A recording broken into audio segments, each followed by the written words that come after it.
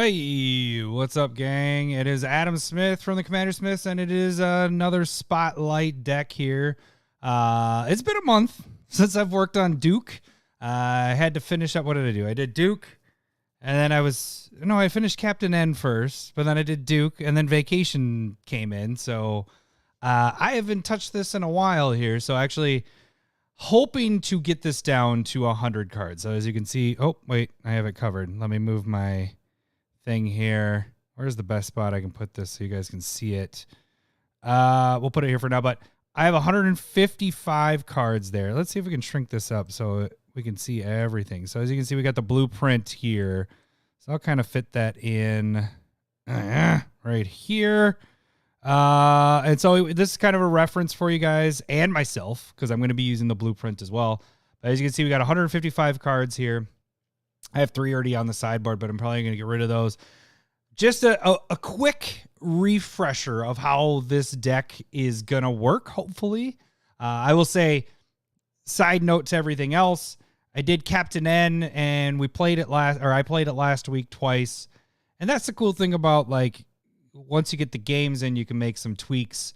One of a goldfish it, and you're like, oh, this is going to work awesome. But when you get into, 3 other players, there's some things that you kind of figure out. So what that ended up happening with that deck is I think I need more bounce effects for everybody's creatures instead of, I don't know. I think I was banking on getting too much off of people's graveyards, and it didn't work out the way I wanted. So I'm going to tweak that deck a little bit. That might be a switcheroo episode, but actually I got to build this deck, and then I'm going on to Blanca. There's just lots of decks I have lined up. So Sundays are either going to be, I'm kind of more shifting towards building decks on Sundays is going to be my little time slot, or if we're playing games or all that. So Sundays will always have something typically. So I shouldn't say always. 100% of the time we'll have it 60% of the time. And then I'll probably fit in a proxy time in there occasionally, but, those weren't getting a lot of views. It was just more to hang out and everything. And I like to make proxies and spend some time on it. And a lot of times on those, I kind of rush myself a little bit. So I'm going to change things up a little bit and maybe just have that once a month. And then the other times is going to be Spotlight. So back to this deck. So the ideas of where I left off, I think I've categorized it since then. But we have blinking effects because I'm going to be playing a lot of ETBs. As you can see, there's 75 creatures at this time. That's not what it's going to end with. But a lot of them are... I think it's going to remind me a little bit of Yarok in that Yarok is a lot of how I played it was ETB getting mana. So it was a lot of landfall effects. And this will be different because what I want to do is be getting these creatures out, because once Duke hits, even if I cast a creature that turn, it gives it haste and the myriad. So I'm hoping to get these benefits from my ETB creatures hitting the battlefield. And then later when I get my commander out, use that to really take advantage of everything. So a couple things here. So we have a couple categories. We have the blinking effects, which I would consider on the blueprint here would be your side theme in a way. The reason why I was liking the blinking ideas because I have a lot of ETB stuff. So I like the idea of things that are already in play being able to blink them. But then these are also going to save my stuff. Now, there's already some things I know I'm going to cut, and I'm not going to hit it yet. I'm just going to kind of go through the packages. These are my Day of Dragons, our game winners. We've talked about those before. These all potentially could win you the game. Chroma's Will more fits into this category more than protection for me lately. I think it is protection, but when you use this card, it's just a game winner. And then Johnny's in here because there is a lot of life gain in here, and you'll see her in a sec. There is a lot of card draw and stuff. And I think after the last video, hey, what's up, Ramsey? The last video, I believe people jumping on were saying, get sack outlets because take advantage of that. Well, the problem is red and white doesn't. Yeah. Yes. Packages. Red and white doesn't have a lot of choices. So let me just show you that quick. I'll scroll down. Recursion. No, it's my sack outlets. I mean, I can add the land. I'm gonna try brain farting. Phyrexian Altar and the other one. I'm just not thinking right. But the thing is I can't. when you're sacking those for Myriad, you don't get the advantage because that mana is going to be gone. So that's why those aren't out on here. I want to be able to use them and use them properly. So sacking the creatures and making people mill, sure, that's good. Goblin Bombardment, doing an extra damage, maybe taking out a creature, hitting a player. And then this one is the artifact or creature or sacrifice an artifact or creature, go target creature. I don't like the tapping the 2, but we'll see. I mean, this could be interesting. So we have a couple token generations down here. We'll scroll up from there. The lands was my last package there. So we'll scroll up. Ton of removal. And what do I normally have? Removal 5 to 15. So we're in that range. A lot of these are ETBs. So a lot of these are probably going to stay. And these are a little bit higher casting, but I'm going to show you why I might want to keep those even though they're still really high there. You did this with Feather. Yeah. So Feather, I think Blanca is going to be very similar to what Feather is for me when I build that. And I'm excited to build that one. That one might be next week because I do want to get that one. Hey, what's up, Renchai? I do want to get that one. And hey, sexy to you as well. I got to get my buttons ready because I can't even. I'm going blind here. All right, where's my buttons? I don't have a. I need to make an button, but I don't have one. Okay. So there's a ton of removal. We'll go over those in a little bit. Recursion, there's only 3, and actually I was looking at this one. This one actually could probably be considered recursion because you could target your own creatures in your graveyard with your copies of the Myriad stuff because then it says when it leaves the battlefield, you could bring those back into your hand. So this could be part of the recursion, which let's add that tag in there just to keep it going keep everything consistent. So we got recursion with that as well. So it's a recursion package as well. And then you got your ramp, tons of ramp. There's going to be some cuts in here. Ramp, we're typically looking at, I think it was 13 to 17 ramp. So we're at 23. We can do some cuts in here. Protection. I have a lot of protection in this. 5 to 9 I'm supposed to have. I have 18. That's because I want all my stuff to stay alive. So there's a lot of different things. There's some cuts I think I'm going to do in here. We'll get to that in a bit. And then you got the life gain package. There's some cool stuff that can be done in this. So I kind of like the life gain angle a little bit better than the blinking. But we'll see. And then ETBs is just a bunch of stuff that does ETB effects. And look at that draw package. That's 22. And I know Larry and I have been talking more about we want to be on the higher end of that 7 to 15. We want to be on the higher end because we don't tutor and stuff. So cut Dockside. What is wrong with you? Overrated. Okay, so let's get started. I already know some cuts. I got 55 cuts to make, and I don't think I'm going to be able to get it all done tonight, but let's see. We'll see if we can get this all done. And then Dockside slander. Okay, so right away, the blinking stuff. I don't know if I want the single target blinking. So I think this guy's gone. I don't know if I want Flicker Wisp in there. Exile another target permanent. Return that card over beginning of next episode. I was thinking of this one actually more because you can use it for its Myriad ability. So if you use it with Duke's ability, you can exile other people's stuff along with yours if you want to get more ETB stuff. So that one I might keep in there.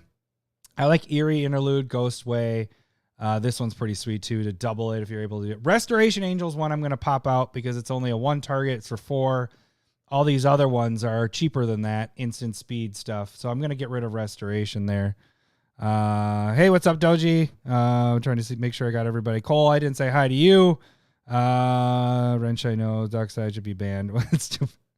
Okay. Sword of Hearth and Home, that gives a little blinking effect there. Conjurer's Closet. I feel like this is too slow. So I'm going to move this to sideboard. Yes, I'm playing a lot of ETB stuff, but I feel like this is just not doing as much as I would like. So I'm going to move that to sideboard. So what do we have left here?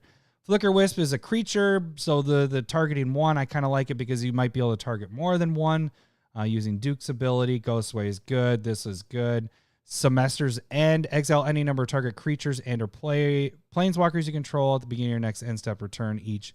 Put a 1/1 counter or extra loyalty counter. Dig it. I mean, it's an instant speed. This is kind of like protection in a way. It is protection in a way. Yeah, sword is good. Yep, because it's also mono ramp in there as well. So I like it. Okay, let's move on to our game winners. I don't think there's any I want to cut right off the bat. Maybe Hellkite Tyrant because I have it in a lot of decks.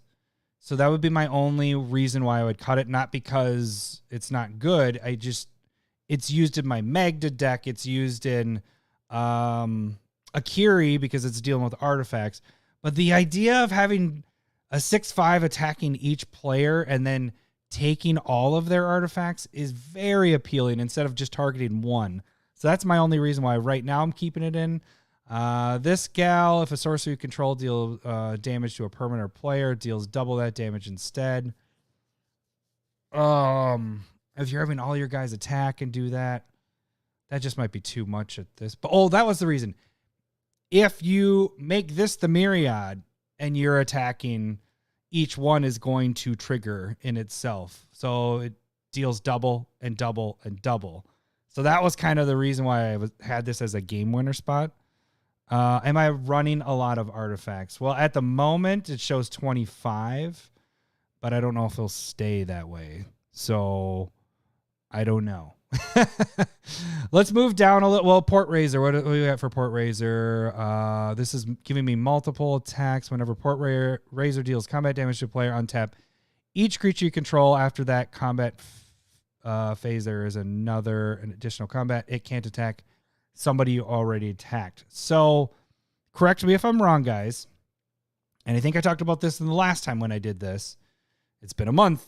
So I attack player 1 with the original. Whenever opponent combat damage to a player, untap each creature you control after that combat phase. Okay. I attack player 1 with the original. It makes the 2 other copies. One of the other copies deals the damage. Now I get an additional attack phase. So now I can attack with player 2, and it makes the copies, and then the one that attacks player 1 deals the damage or whatever. If it deals the damage again, it untaps again, and now I attack player 3 with the Port Raiser because the original Port Raiser is still attacking all different players. So in theory, this could give you 3, so you got your initial 1, 2, 3 attack phases. I think that's pretty sweet. I think it works that way. Correct me if I'm wrong on there. But I think that's how that one works. So for now, keeping that in unless I hear otherwise. Blightsteel Colossus is just, why not have 3 Blightsteel Colossus attacking? Just seems good. Okay, so now let's get into these dragons. Now, because I'm having difficulty with having sack outlets, these... Oh, no. That is why. I remember why I put these in here. It's been a while, guys. It's been a while. Because it's making you make your myriad of this. I was almost about to cut all these like right away. They're legendary. So those 3, the 2 other copies immediately get sacrificed. So they don't get exiled. They get sacrificed.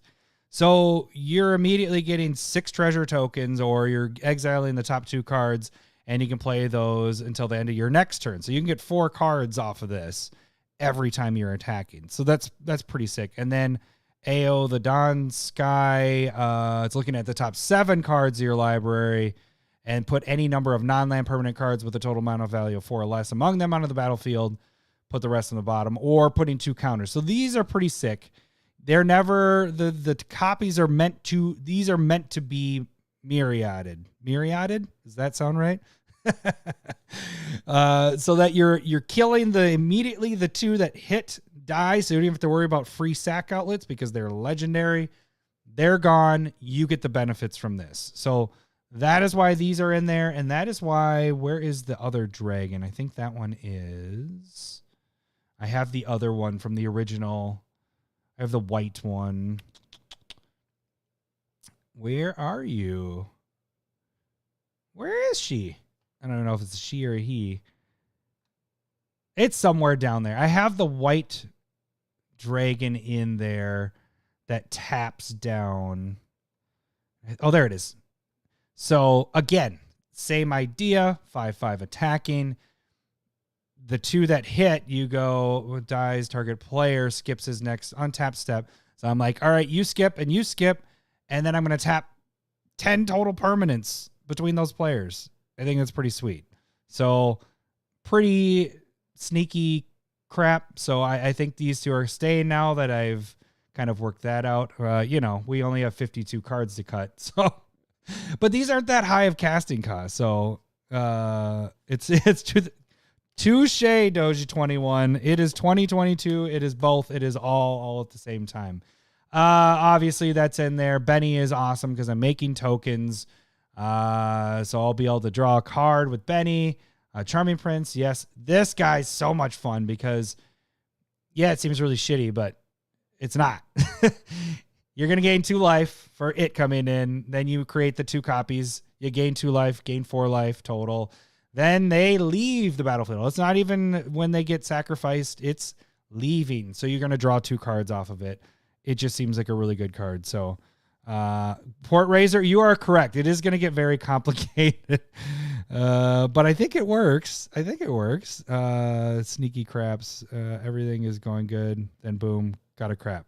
What? Did you have to poop? Is that all right. So Combustible Gear Hulk seems fun. You can probably do a lot of damage, especially if you have higher casting cost stuff. I don't want to go through everything again. I shouldn't go through all of them again. But I'm going to try to peg out some of the things that might not work. I don't know about the draw stuff. We want to keep that. Enters the battlefield, search your library for a creature card with toughness 2 or less. How many? I guess there is quite a few. And then you put it into your hand. Sneaky crap. Oh, got it. I thought you were taking a sneaky crap. I apologize. I'm gonna bump out Mentor the Meek. I'm not a big fan of that. I don't like tap draw stuff, like having to leave my mana open with it. So I'm gonna get rid of Mentor. I think I kept that in before because I do have a lot of lower casting or power stuff. Because I got a lot of these guys in here. Combustible has never worked. Okay, but think of it. Combustible has never worked, but think of it if there's 3 copies or 2 other copies that hit the battlefield that you could pick on one player and go, both of these enters the battlefield with target opponent. You go, I'm targeting X player. They're already down this amount. And they go, yeah, I'm going to let you draw those cards. Or they're going to take what amount of damage. You could maybe kill a player by just targeting one player with combustible. So being able to make multiples of this, I feel like that could be really, really, really powerful in this. Yeah, Mentor the Meek is a 3-year-old. Yeah, it is. I put it in because there was a lot of stuff that was cheap. Okay, so what do we feel about Idol of Oblivion? Because if I'm not making tokens, which I should be, this becomes a really garbage card. But if I am making tokens, I'm drawing cards by just tapping, which is pretty good. I'm just concerned about how consistent I'm going to be with the token making because remember, Duke is 6 to come out. So until Duke comes out, I'm not making tokens very often. So I don't know. Mirror March. Why do I know that one? Mirror, MIRR. Oh, that's the red, making the multiple copies. Where is it? Right there. I just want to see it again. Just want to read it. Where are you? Maybe it's already in here. Actually, I might already have it in there. Look for a 2. I might have it in here. Mirror March. Well, damn you, Scuba Steve. I think it might be in here because if I throw one on, it should show. Oh, here we go. That's the flipping coins. Yep. Whenever a non-token creature, I know it was a flip a coin. Non-token though. I'm making so many tokens then I'm not sure I'd want to use Mirror March here. Yeah, but I like it. I like this card, especially in my flipping coin deck. But it would be cool with the ETB. I get what you're saying there. Let's do this for now. We'll have him on the sideboard just for there. Okay. All right. So let me get back to where I was. Where were we? We're on draw stuff. So am I seeing anything that's sticking out? Recruiter of the Guard. This is kind of that tutor ability that I don't like as much. It is more specific, so I'm a little more inclined to use it. But here's my biggest problem. I don't own this card, and it's $33. So do I think I want to add this, like spend the money to go get this card? I don't think I'm going to use it in a lot of other decks. It's very like, feels like combo or what, not combo, but it's good. It's very good, but I just don't think I'm going to use it. I don't want to spend $33 to go get it. I don't think $33 is going to make or break this deck with that. So I'm immediately removing that card. Most of these cards I own. Oh, good for you. Yeah, I get it. Yeah, I get it, Ramsey, doubling the ETB. Yeah, the flipping the coins. But it is a 6-drop enchantment. So I get it there. If I'm... Let me put it this way. I'd rather have Conjurer's Closet than have Mirror March, because Conjurers, I know I'm going to be at least getting an ETB, and it's for 5 as an artifact, whereas Mirror March I might hit multiples or might not hit anything. So I don't know. I that's why I have it on the sideboard there. It'll sit there for a little bit. 2 to 3 weeks of bad shots. Yeah, starting next week, the Malort is going to be in effect, because Larry and I are meeting up this week to exchange presents. He's giving me Malort, and I'm giving him magic cards for the battle boxes.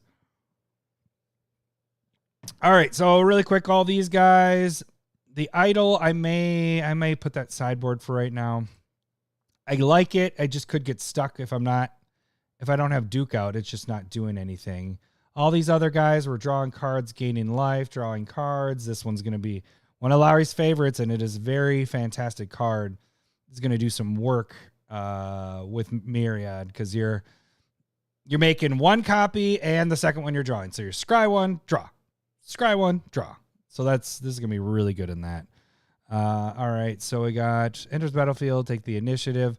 So I have 2 cards. Where's my dungeon guys? I think there's another dungeon guy in here somewhere. Might be my ETB stuff.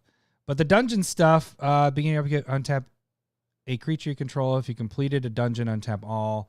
So I like this because, shoot, I don't have the dungeons up so you can look at them.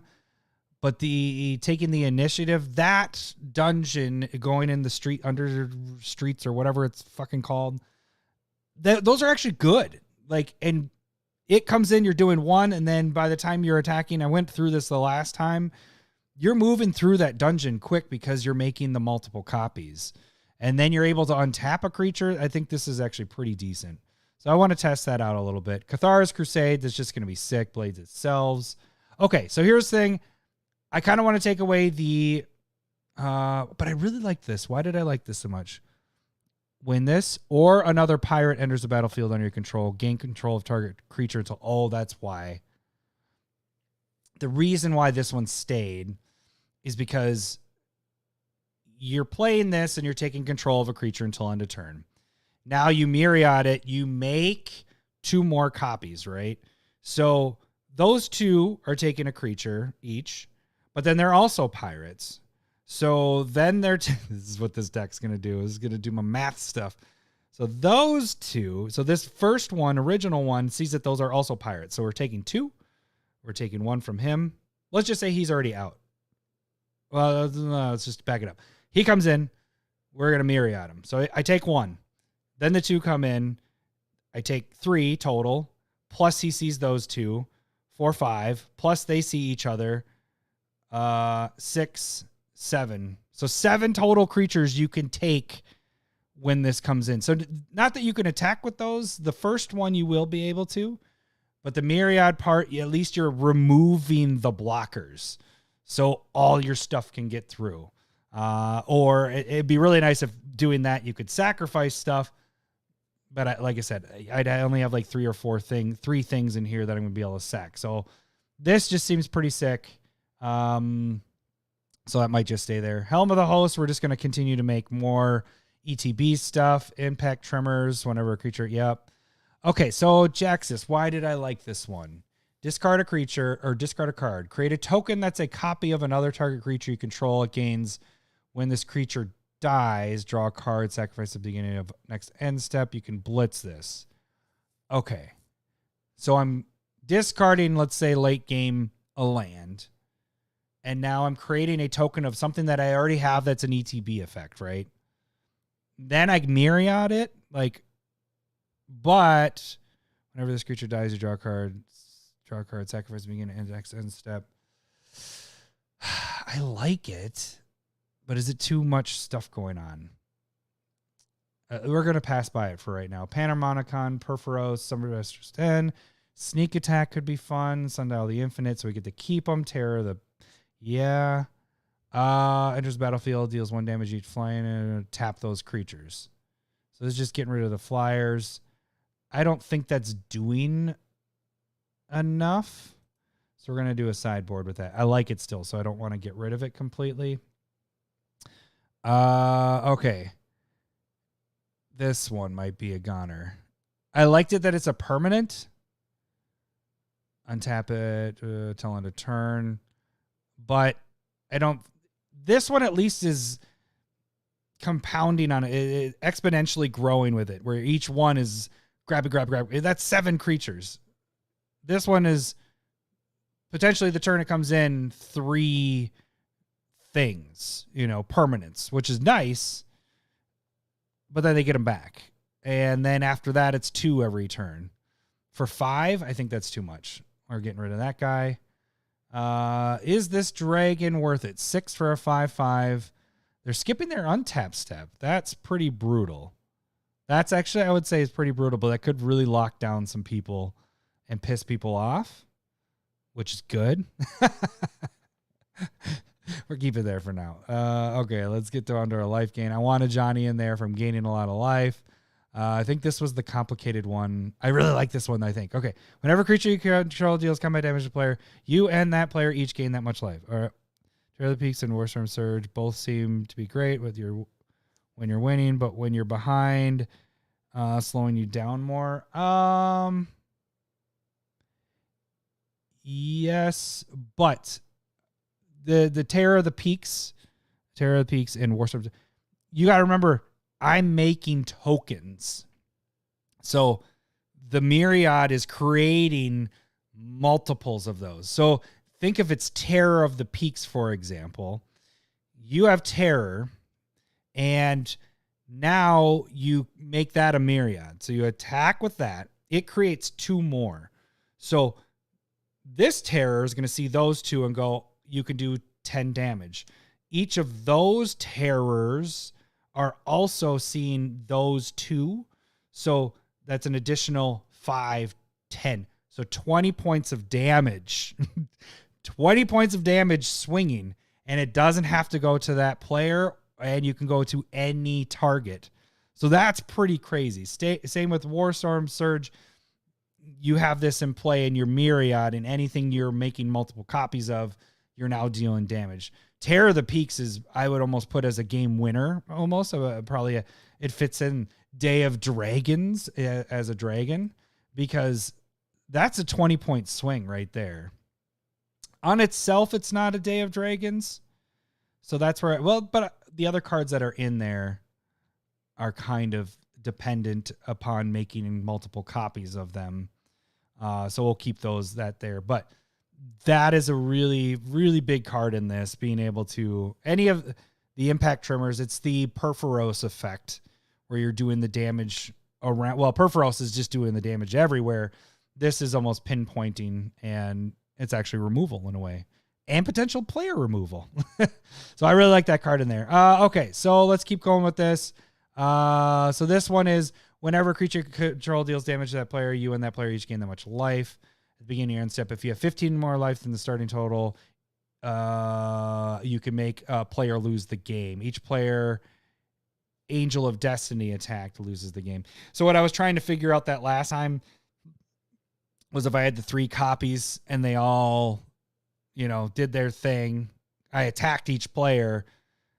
They're already attacking. I didn't attack them. So it's only going after the original one, not the copy. So the original one, if I have 15 more life, I can kill that player at the end of turn. So, so that's a pretty good way, because you don't have to deal damage. That creature just needs to survive, and you need to have 15 more life. So this is a good way to just remove somebody that's a problem. Like maybe they're out of control. No one can take their life down. No one can do whatever. This just gets around that by you just need to attack them as long as your life is up there. So I dig this a lot. This is whenever this or another creature with flying enters battlefield under control. How many flyers do we have? Don't think I can see the stats on that. Not there. Is that going to be worth it? For 5, that's not that much.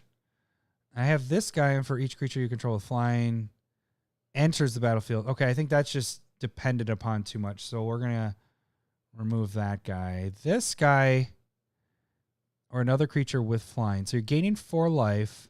So we gain the 4. Let's myriad it. Now we're doing, we're going to gain 8 off of those. No, that's why. And that's why the other one was in there too. Because it was enters with the 2. I didn't want that. I need to cut stuff. So we're going to keep that other one cut. Catalyst, think about it. Catalyst Elemental. Which one is that? Let's check it out. Catalyst. I'm spelling it wrong. Oh, maybe not. There it is. Let's see. What do we got? Where are you? Sacrifice, add 2. So you're thinking of, I just don't think I'm, sorry, no. I just don't think I have enough. I have enough ramp in here that I don't know if I want to use that one per se. Like, I like the ones that are creating the treasures, and we'll get to those in a second there. Yeah, you can get 6 mana for each combat. Well, 4 if you sacrifice the original one, then yes, 6. But then you can't do it again.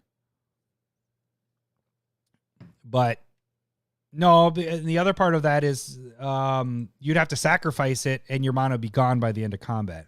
That's the problem with Myriad. It's not that it stays till the end of turn. It's sacrificed at the end of combat. So you need to use those 2/4 at least that turn or that combat. And I don't have a lot of pumping things or things that I'm using.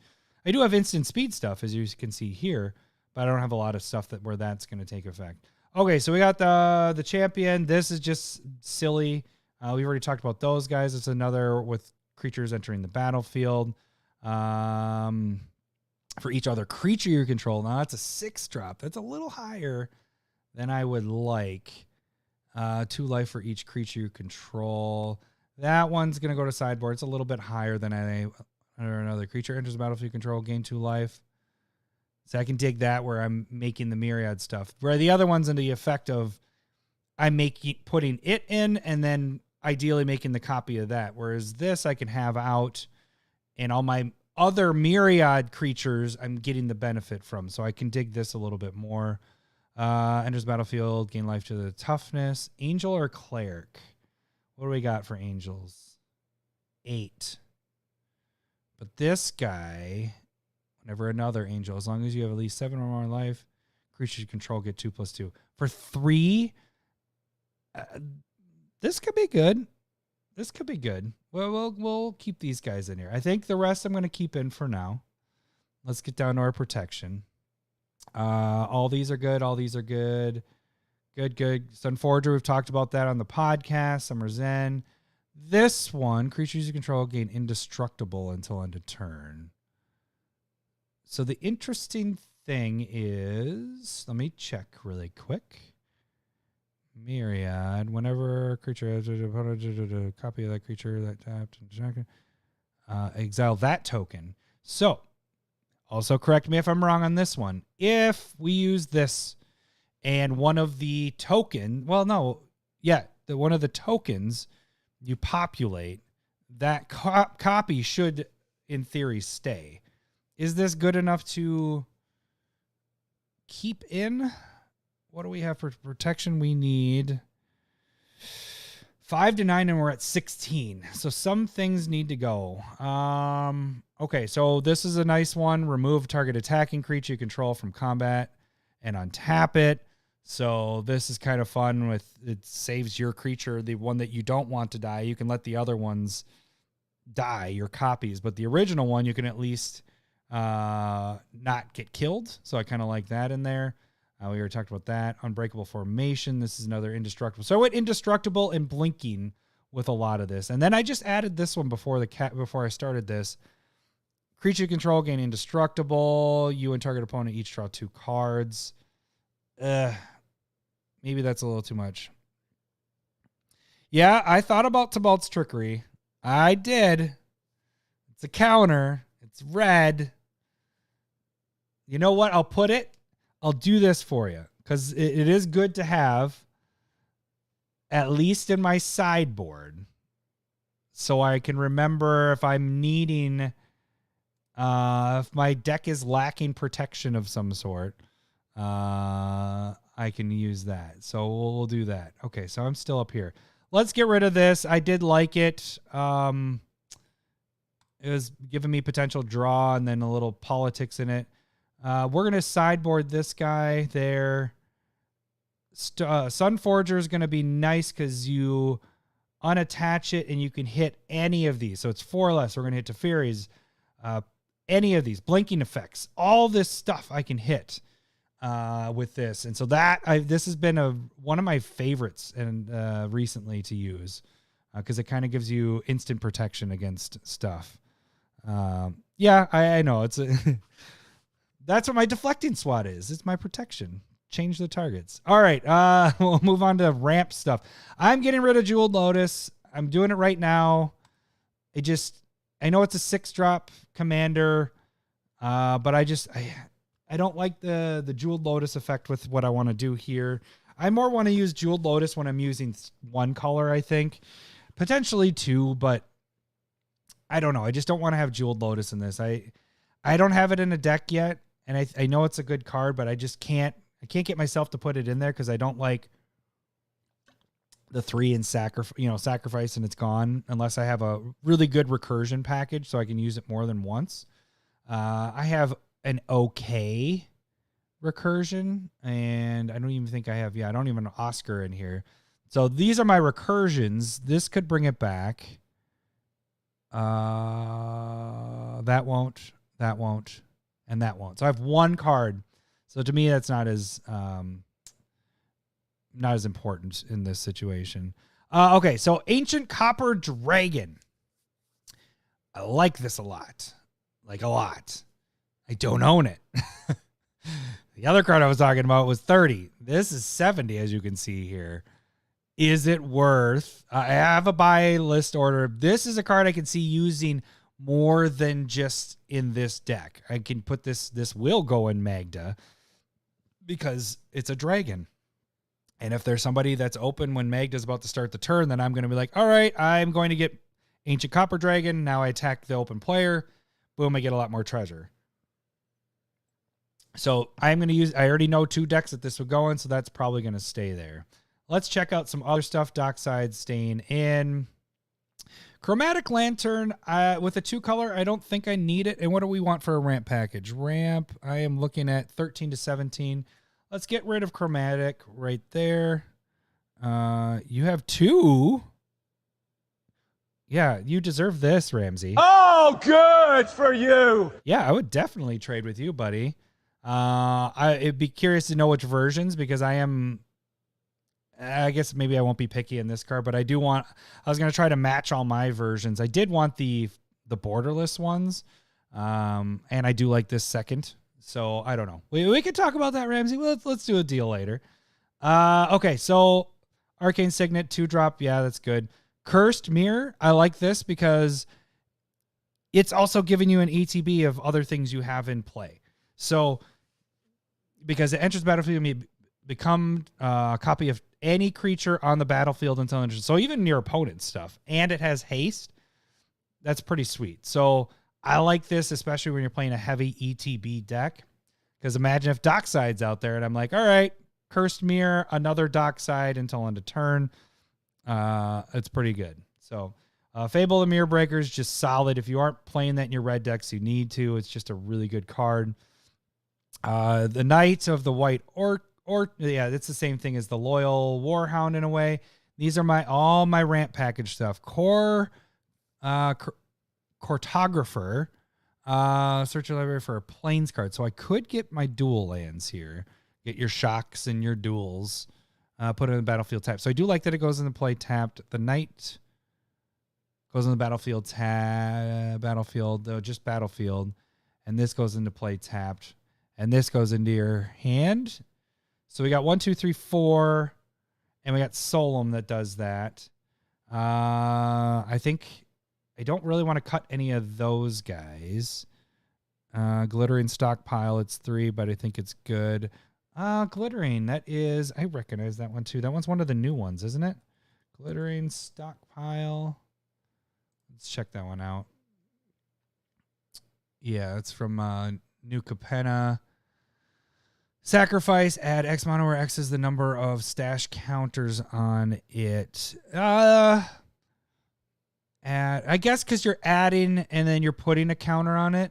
I see what you're saying. It keeps going up. And then at some point, if you want to tap it, no, that's not a bad one. Any one color where X is the number of stash counters on Glittering Stockpile. I could see what you're talking about there. I need a Wayfarer bauble. I don't think I do. Are you saying for the deck, or are you wanting me? Is that what you want to? Let's see. Wayfarer, sacrifice, search your library for a basic place. Yes and no. It is a 1-drop. Yes, I like that. I do like it, but I am trying to continue with that theme stuff. And we do have a lot. We have a lot of creatures that are able to do that with 2-drop, 3. We had that other. Oh no, it's an Arcane Signet there. Urabrask. Paul. Yeah. Yeah. Lowry wouldn't like Urabrask in here. All right. So the Barbarian. It comes in, you get a treasure token, or you can destroy an artifact. So I like that this has 2 on there. Professional Facebreaker. This is just going to be sick later on. Rose Room Treasurer, I think, is a really good card. It's kind of a similar thing to the white one, but whenever another creature enters the battlefield under control, create a treasure token. This is the first or second time ability is resolved. Otherwise, you may pay X and you can deal damage to any target. So it has a little bit of removal built in on it. So I really like that one in here. Came from 2 dimes and oh, you 2 dimes and a nickel. It's probably watching and stealing. I'm just kidding. The rest I'm having trouble with. We got 21 ramp and we need 13 to 17. And I don't know. I like this idea here, but I think I have enough on there. Treasure map is good. You're just adding a bunch of stuff that I can't add stuff in, guys. I'm trying to cut stuff down. I got 41 more cuts and we're 45 minutes into this.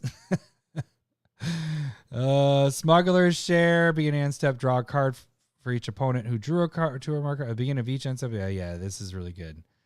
This is really good. Just trying to see. I might get rid of Thought Vessel. I don't necessarily I like that it's a 2-drop. Am I gonna have a lot of draw on this? I might. But let's get Thought Vessel out of there. Wily Goblin. Treasure. See, and I like this a little better than that other one you were mentioning, Ramsey, because the treasure stays, you know. The other one was sacrificing, you get 2 red mana. This is giving you a little treasure, but is it too weak? You know what I'm saying? It's a 1/1 giving you 1 treasure for 2. It might be too little. Let's sideboard that action. All right, so we got down to 19. We're 2 above what I normally would like. I can't pull over any further. These schnozberries taste like schnozberries. Okay, let's get into some of this recursion stuff here. So, recursion. Fun part about this guy. So, yes, it's 7. That's huge. And we'll go back to recursion in a second. Let me show you my curve here. So we got 2.83 with lands, and without it's 3.8, but we have lands. So we're at 2.83. That's pretty good. Now, this guy's 7. So this is really high up there. But it's when it enters the battlefield, you may exile up to 3 other target creatures from the battlefield and or creature cards from graveyards. When it leaves the battlefield, return the exiled cards to their owner's hands. Okay, so here's the cool thing. Is it's not you're hitting their stuff, like you're taking it out with whatever, or you're getting your stuff from your graveyard.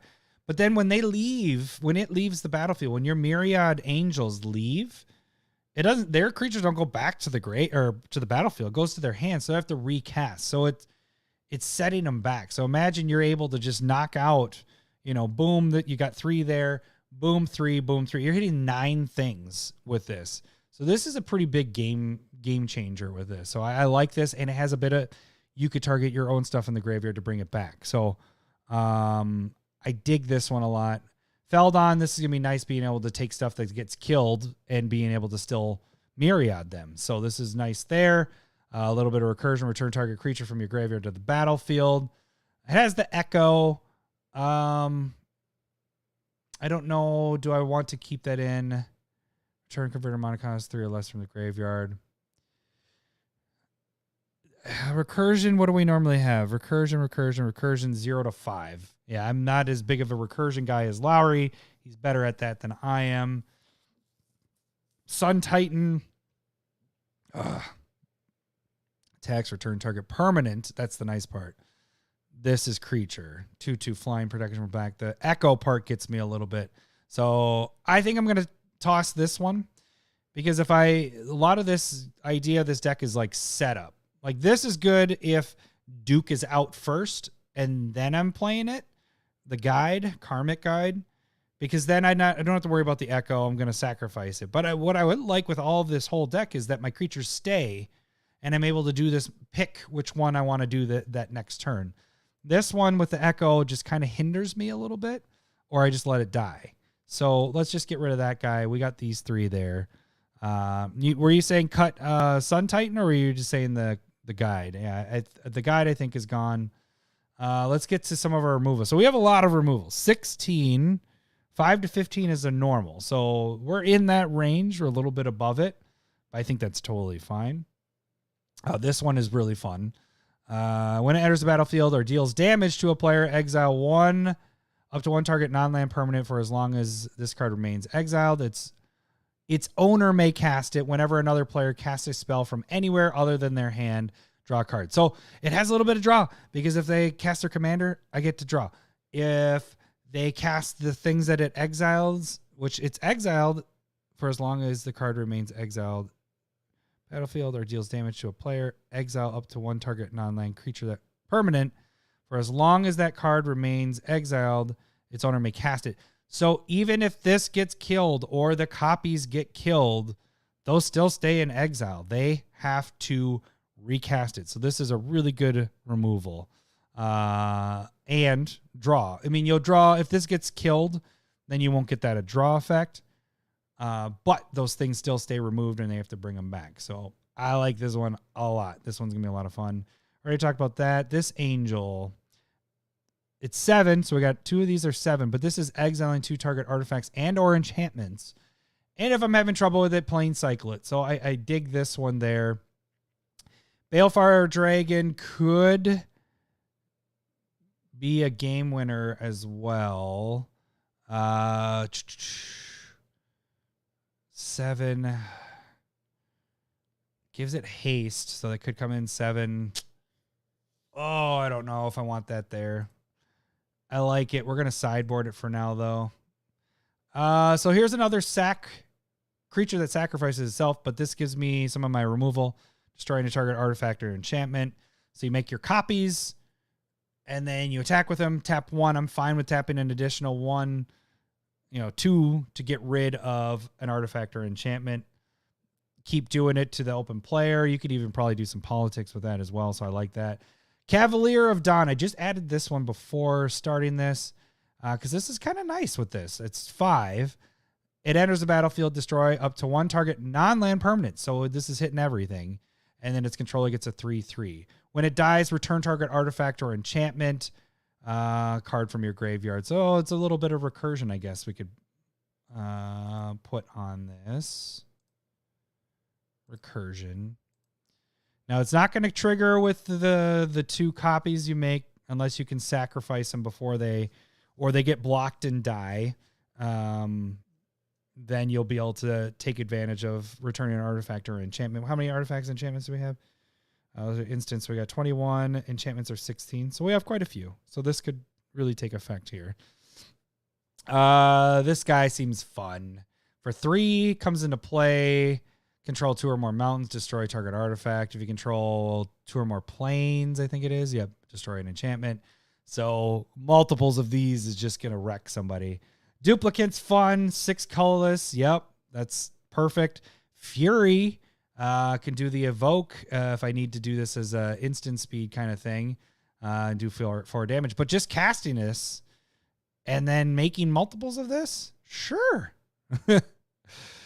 Yeah, the casting, talking about Cavalier, I'm guessing, because that 3 white there, that's a little tough. Heliod's, I've been adding this more and more in because it's just it's a good card. And this kind of fits in with that side theme of the life gain in this. So that's definitely a game winner there. Yeah, Cavalier is a little bit high on the 3 pips there or whatever. That's just, it's a little tough there, but we'll see. Inferno, 3 damage. You make multiples of those. The nice thing is that the Titans aren't legendary, so they won't go away. You will not get the attacks trigger off of the copies, but you will get the ETB effect. So that would be, this is 3, 6, 9, plus this attack would be 12 total with Inferno.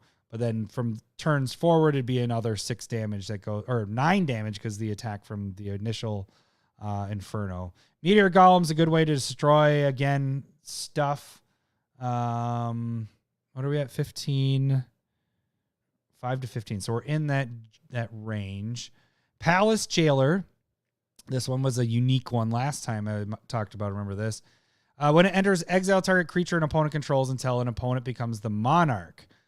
So when they become the monarch, they get their creature back. So it is going to incentivize people to attack you. But if this creature is gone, they are still exiled until they become the monarch. So you're jailing them until somebody takes over and comes at you. So if you're pretty well set and they can't get through, and you're attacking with you're making your copies of them, those still stay exiled. So this is going to be pretty brutal there. We talked about this one before. Skyclave Apparition, I feel like, is really good in this as well. Enters the battlefield, exile 1 target non-land, non-token permanent you don't control with converted mana cost 4 or less. Non-land, non-token permanent. So we can hit creatures, non-token permanent. You can hit artifacts. You can hit enchantments. And then when it leaves the battlefield, the exiled creature card's owner gets an XX, where the X is the converted mana cost. So it's removed. And you're attacking, you're removing 2 more things, potentially. So, a lot of double, triple pips. Yeah, it is. But it's only 2 colors. So that shouldn't be hard in this deck to have double and triple with this, I would think. If I was doing 3 colors, then I'd be a little bit more concerned, I guess. Solitude. Here's another problem with this. I don't own Solitude. Out of all the Modern Horizons 2 stuff I got everything else but this card. Oh, I don't know if that's a good for you. That actually should be more of a. But I might have to get it because it is a really good card. Enters the battlefield, exile up to one target creature. That creature's controller gains life. So now imagine this is out, and now you're just exiling. You're just getting rid of stuff. So a lot of these are, yes, they are built on creatures coming in, but they're at least going to do their thing when they hit, and I don't need to have the Myriad. The Myriad is going to make it insane. And so that's why I like all this stuff. Okay, we're almost at the end of this first round of cutting. Here's my free sack outlets. Here's my not so free sack outlet. I think I have to cut it. I think I like the free ones. I don't have enough sack outlets was the only reason why why this is in here, because I just wanted some more things to take advantage. But doing 2 and then goading somebody else's, is that worth it? It might be. I don't know. What do you guys think? Ancient Gold Dragon. Don't own this one either. So this is going to be, I might have some big purchases, like 3 of them. The 2 dragons and Solitude might be my purchases this time. But I have the credit from CK that I have to use, and I think I'm going to get the dragons unless I trade with you, Ramsey. But Ancient Gold Dragon, imagine a bunch of these, they're not legendary, so each one's going to be attacking. They're 7/10, so they're going to be hard to kill. Even if one gets through, you're rolling a d20 and get that many 1/1 flying fairy dragons. That's pretty good. And then our Anointed Procession. So now we're making multiple copies of any of the Myriad stuff. It's auto include in this. Okay, so where did we end up after going through this? We ended up cutting almost 20 cards. Sacrificing scares me so. We ended up cutting 20 cards in this whole thing. There's my sideboards. I think I'm going to get rid of... I don't need to worry about the sideboard stuff. We're trying to cut main deck stuff. Okay, so where do we sit with all this? Where do we sit? So blinking, I would almost... Let's move blinking into a different tag. Let's just do protection, because that is really what we're dealing with when we're talking about these. And I can kind of focus on this a little bit more instead of the ETB stuff. It'll help me figure out where we are. I don't need to have an extra category here. I don't think there's enough for me to add blinking in there. I mean, they are ETB stuff, so I'm removing it from that. Flicker Wisp, I think I want to get rid of that. We are at 65 creatures, so we can get rid of Flicker Wisp.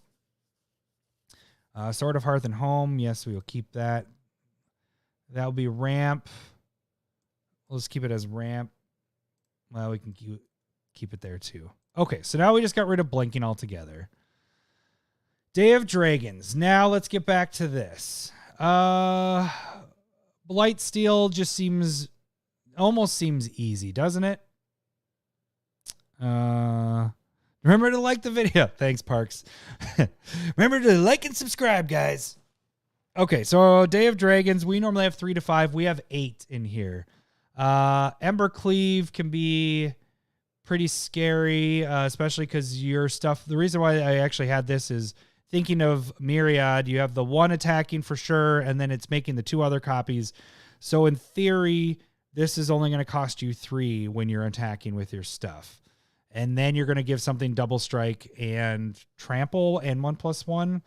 It seems pretty good. It could be a way to protect your creature. I don't know if it's necessarily a Day of Dragons type of thing. I have used it in Akiri as a Day of Dragons, where it wins the game because they don't block Akiri or whatever, and it kills them. I got jokes over there, Parks. So Blightsteel I might just remove, because Blightsteel is just Blightsteel. Everybody uses Blightsteel. I haven't used it in a while. I do like that it shuffles your library. So we'll sideboard this guy for right now. But I was thinking the 3 attacking Blightsteels seems pretty scary. Hellkite. We got the flying. Port Razor can get pretty crazy. If a sorcerer deals damage. This almost seems like, because if I'm making the multiple copies with this guy, this is my Myriad. So maybe this one doesn't work as well as I'd like. Now, wait a sec. Wasn't there equipment that does Myriad? Besides the, oh no, I did add that in here, I think. I never use I don't know if I have a Blightsteel in a deck anymore. I used to use it a lot because it was like, I always like to have an answer for everything. And so Blightsteel was my, there's my Myriad. I was like, don't I have it somewhere? Blightsteel was my answer for if somebody gained too much life or whatever. That was my answer for everything because it did the infect stuff. But I don't think we need it in there. Hellkite, I'm even borderline wanting to take out. Port Razor almost seems pretty complicated because you have a 4/4. This is the thing you're attacking with. Yes, you'll be able to attack with your other stuff, but the ETBs, there's nothing that's happening with this guy. So I think he's also a sideboard. We're down to 5. What do we got? Day of Dragons, 3 to 5. I don't think Embercleave is really considered a Day of Dragons in this either. But I like these 5 that are sitting here, I guess, at this point. I could see Blightsteel making its way back in. That's why he's sideboard. All right, let's get down to our draw. Draw, we need to be in that 7 to 15 range. Higher side, we're going to be at that 15 range. Here's my other dungeon guy. I was trying to figure out where he went. Yeah, so much math with port. Yeah, you're right. There's going to be a lot of math with that one. And with the double damage and all that stuff would have been complicated. So here is my other venture into the dungeon. So he goes into the dungeon. This one goes into the Undercity. So we got 2 different kinds of dungeon guys. More so, these are in here to see if there's enough working here. Now, the problem with this guy is the 2 copies, whenever it enters battle, the 2 copies are going to be sacrificed right away. But you will move through that dungeon 3 times. Whereas the other one will have the copies stay alive until the end of combat. So dig that. Jessica's Will. It's good. Don't get me wrong. It's good. But it's not fitting in the theme. I haven't put Jessica's in a lot of stuff. And I play a lot of red, which is kind of crazy. Sideboard it. Doesn't mean it's not coming back. It's just where it is right now. What did I say? We got to get down to 15. Draw. That's part of this. These guys seem good. 3 for a draw card. 3 for a gain life and draw card. 3 for a gain life, draw card, and a flyer. So evasive, like it. Evasive flyer, drawing, and drawing. So these are my like early... The cool thing about the idea of this and why I think this is going to be is good. Yeah, it is good. But I don't know if I want to use it in this Jessica's Will in this necessarily. I mean, it might come back. I'm the red expert. I just don't use it a lot because I don't like to base off of what their hands are and what other players. I like to base my stuff on what I'm doing. See there. Oh yeah, we have to bolts there. Because what that's exile the top 3 cards of your library, may play them, add 1 for each card in target opponent's hand. So if we're late game and I get this, I guess it's good with the exile the top 3 cards, but it's that turn and I've wasted 3 mana. So I think it's good. It's good. And that's just why it doesn't make it in my decks a lot of times. Yeah, nothing multiple. Jessica's Will is amazing. Yeah, we got both sides going there. So, expert very little. Thanks, Renshai. Let's get back to where were we on draw? Okay, so I like everything else that's going on here. What I was saying is the cool thing is these are little drops here, right? they're not going to be big scary creatures when you're playing them. You're playing your 2-drops. These are almost like your ramp stuff in a way. It's not ramp, but you're drawing. And you're playing them early on. And where it becomes fun is when you get your commander out and then you start attacking. So the problem is these are very weak. So you have to be willing to let them go, or that's where the indestructible comes in. But most of the time you're kind of letting these guys go is my thought on this. So I think right now my draw being on the higher end, I'm kind of fine with. We're down to 32 cards. Cathar's Crusade. It almost seems like I can't not have this in here, right? Because you're making lots of tokens. It's pumping your other stuff up. It just seems like I have to have that in there, doesn't it? The sneak attack stuff, Sundial the Infinite. I mean, these are like... Some of this stuff is hard, man. I don't know what to do with all this stuff. I think this one just gets almost a little too complicated. Discard a card, create a token that's a copy of another target creature. Oh, gains haste. But then the thing is it worth it? I'm making a copy of something that's in play, and theoretically, I am already making that token a copy of whatever, myriad. So is that good enough? I'm just trying to picture if I have this in play. A lot of times I don't have garbage in my hand. Oh, good for me. Oh, good for you. The only time that I find that this might be beneficial is, mid-late game where you don't want land anymore. And so this is a way to discard that, make a token of something that you already have in play, and then attack with it. And then you're drawing off of, it's replacing itself. But it has to die. So if it gets exiled, which that won't happen with the myriad, because the other copies are the exile part. Oof. This, let's see. So we have one. So we're doing 2 damage. Is that enough surround damage to really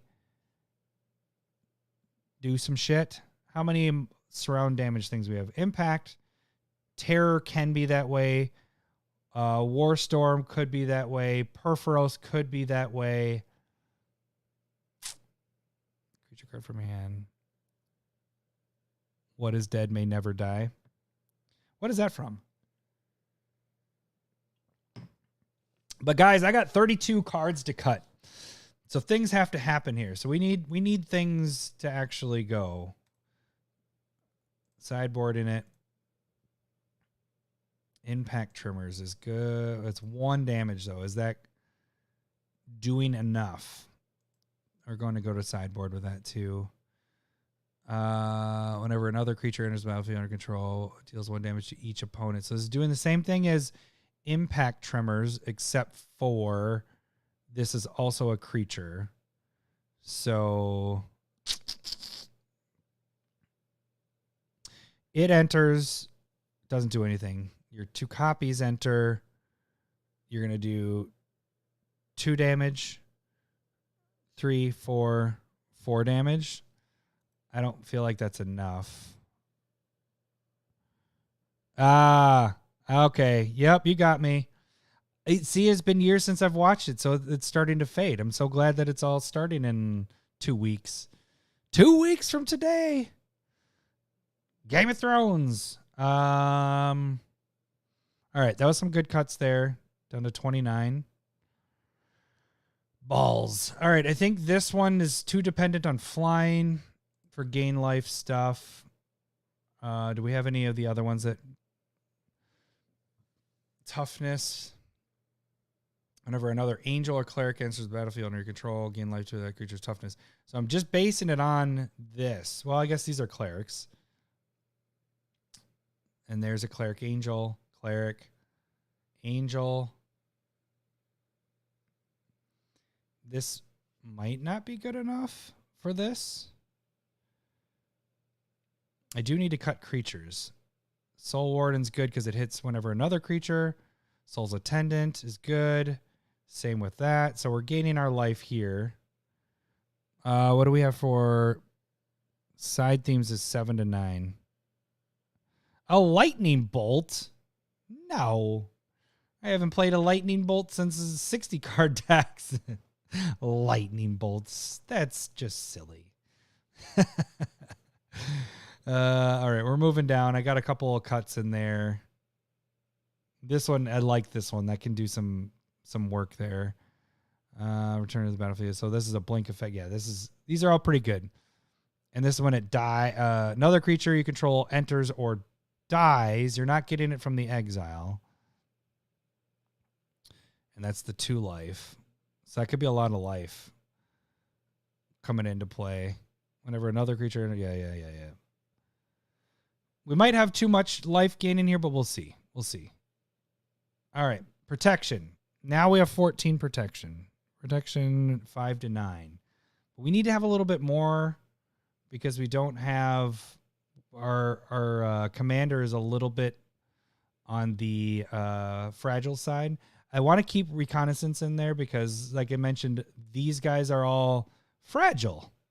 And I want my main guy to survive. So reconnaissance is going to be a good one to keep your creatures alive. I'm not seeing anything that's standing out as a must cut in our protection package. We are a little bit higher on that end, but I think we need to be. Okay, so ramp. Let's get down to ramp stuff. Man, if I'm having trouble and there's 28 cuts still left to do. Oh, shit. We may hit Cavalier out of there too. Sun Titan helps with anything. Removal, we might just have too much. Okay, but our ramp 13 to 17. Going through it. We might hit this guy, even though he does do some removal with him too. 2/2, destroy target artifact or create a treasure. He just might not do enough. I like that but he is going to be a sideboard one. And for 4, I like the 2s. And the 3 is okay because it has evasiveness with flying. But this 4 might be just a tad. I like that it's a plains card. Search your library for a basic land card. Let's move him off too. It's another sideboard guy. All right, we're getting down. Got to keep your soul rings in there, your solemns. These guys are fun. Removal seems fun there. This one might just be too much. What do we have for artifacts and enchantments? So we can hit creatures there, permanent there. So we got 1, 2, 3, 4, 5, 6, 7. So we have 7 removal of other stuff. So this might be able to be cut here for 7. I like this one because it's the recursion and getting rid of it. This is only but it's 2. So you potentially can get rid of 2, 4, 6. Oh man, that's good. But we gotta make some cuts here. Tapping 1 to sacrifices is for a 2-drop. That's good. That's really good. All these others are pretty damn decent. 12 removal, 5 to 15. I think we're pretty good with this package here. I'm going to get back to the sacrifice. We got to get rid of this because that's not going to help me much. Goblin Bombardment. Is the 1 damage enough? You know, is there enough stuff that cares to be sacrificed rather than exiled? Those are going to be sacrificed anyways. I got rid of the Cavalier. The only thing that's really going to care about it is this guy. So I don't think bombardment's going to work as well. I'm going to have a huge sideboard. 24. I already know that guy needs to go. We're going to do that. That's after. I don't need to be working on that right now. The gold dragon, yeah, token generation. Alter Dimension, this seems good though, because you're getting rid of your one sacrifice isn't doing one piddly damage, or your two sacrifices. If I make 2 ancient gold dragons and they hit, and then before the end, you're sacrificing them, you're doing it for their power. So you're milling somebody for 14, or you're milling 2 people for 7. That's a lot. And then if somebody has a board wipe, hey, you're milling somebody way down there. So I like Dementia being in there just for that subtle fact of that's a lot of milling that can take place. Okay, so we went through it twice now. We were at 37 there. We went down another 15. 15? Yeah. Hey, we went down 15. If I do that again, this deck is basically complete. I don't think I can do it again because the last 20 cards are the hardest for me to cut.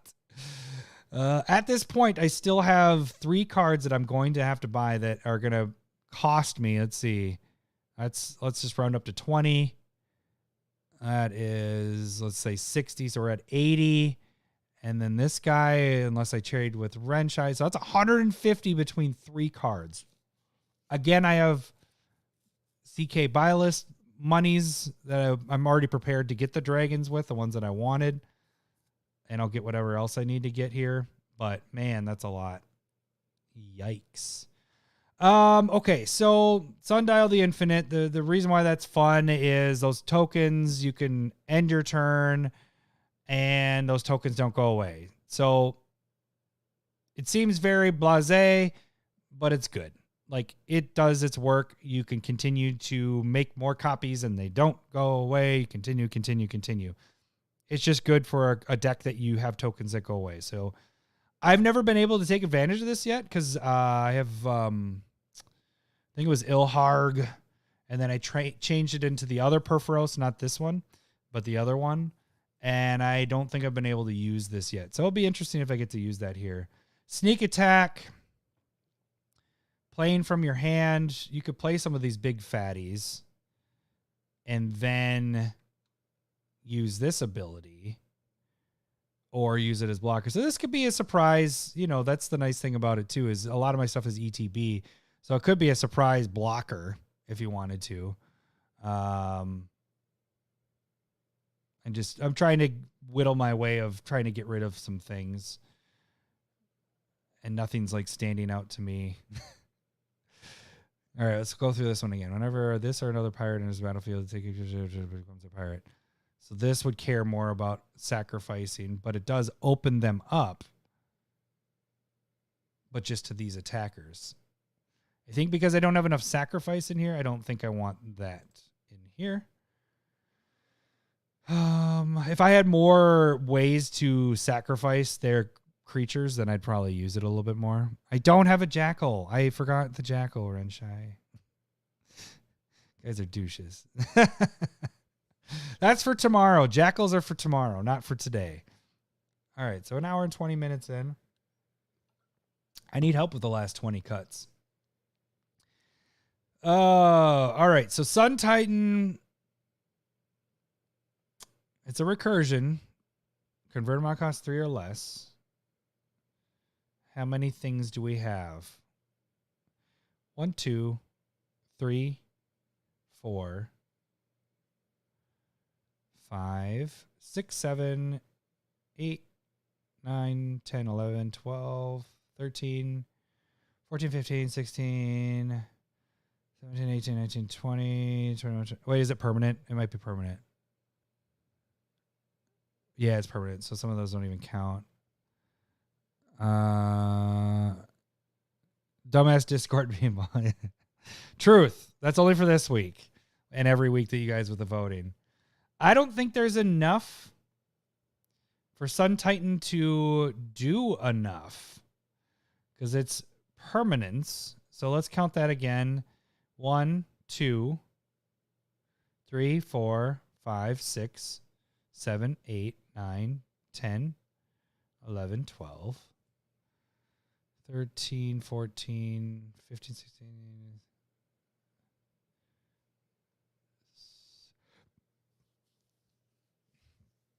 I don't know if there's enough in there for Sun Titan to really make a big splash. This is so creature heavy, but they're higher casting cost. Oh, but the thing is some of these weaker guys, it really might matter later. And it is to the battlefield, which I do like. And they are ETB, so that actually could be some hairy stuff later. We'll keep these. We need these 3 recursions in there. It works. There goes that wasted 3 minutes of not cutting anything. Just cut the lands.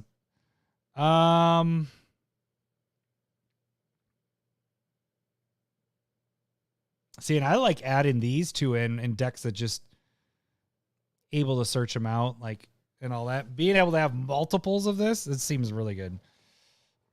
It doesn't splash, it shines. Wah, wah, wah. That's for you, Doji21. Okay. What are we going to do here, gang? I think I might go Daxos out of there. Another creature you control enters the battlefield or dies. The dying is that I guess that cared with the other thing. These guys are good because you're gaining life off of other people's creatures. These 3. This has a unique effect in that it isn't legendary. So let's do this turn through really quick. This enters, you gain 4 life. You attack with it, it creates 2 more. Those are angels, so you're going to gain 8 life there. So we already gained 4, that's 12. And those angels see each other as well, so then that turns to 16, that's 20. That's a 20-point life in this being cast. Now, a regular turn, with this already being in play, those 2 enter, 8 life, 12, 16. 4, 8, 16 life in a 1 swing. That's huge. That's really big. So it's huge. It's huge. So I think that has to stay in because that's, there isn't a lot of angels and clerics. Here's basically the beer and pizza of them besides these 2 here. But this in itself attacking, and it's a flying for 3. That's really good. Hoping that Ajani, I can use him for that. So that'll be nice. Is anything in here? This will be nice if I have all these ETB stuff out and now I just myriad everything. Sure. Panharmonicon is a for sure add into there. This is just can kill. God. Enters when it dies. So the copies are going to kill. And then if that player kills this one, you do it to the 3rd player, and then you're sitting pretty. This can be really, really brutal. I don't want to get rid of that. My dungeon guys I could get rid of, but I don't want to get rid of my dungeon stuff. Let's look at those dungeons again. Let me get that up here. I wish I could have the dungeons. Google. Let's see. What is it? D&D. Oops. D&D dungeons? I spelled it wrong, I know. MTG? Maybe we can find it that way. Okay, here we go. I just want to remind myself because I already did it last time and it was fine. I don't know if you guys can see that very well.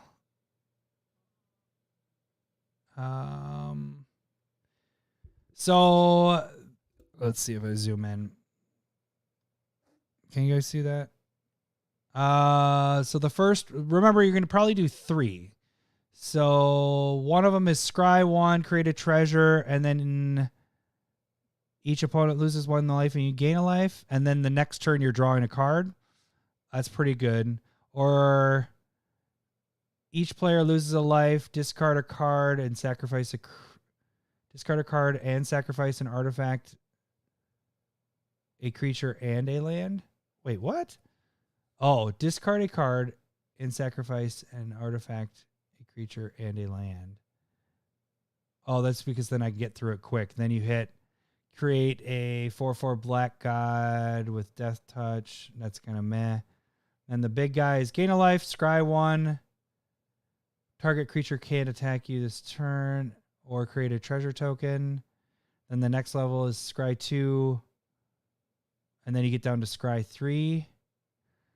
And then what's the new one? It is D&D. Is it Undercity? Is that what it was? No, take the initiative. Take the initiative. Whatever. It's me spelling while doing this all out. All right, what do we got for that dungeon? Undercity, there it is. So, secret entrance, search. Oh, so it's a ramp. Reveal it, put it into your hand. You can scry 2 and goad, and then the next turn would be you're doing it twice, so then create that and you're hitting that. Reveal the top 10 cards of your library, put a creature card from among them onto the battlefield with 3. Yeah, those seem good.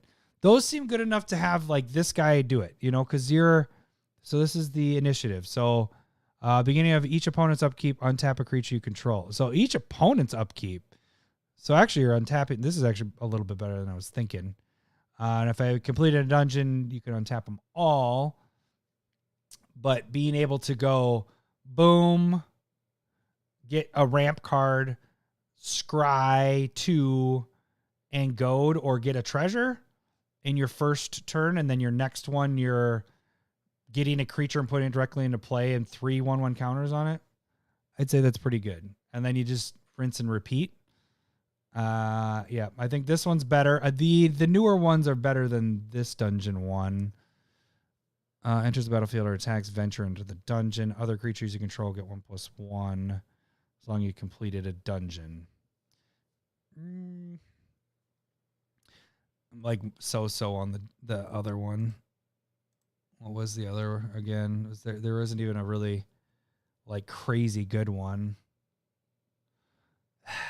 We got to cut stuff, guys. I want to test these out.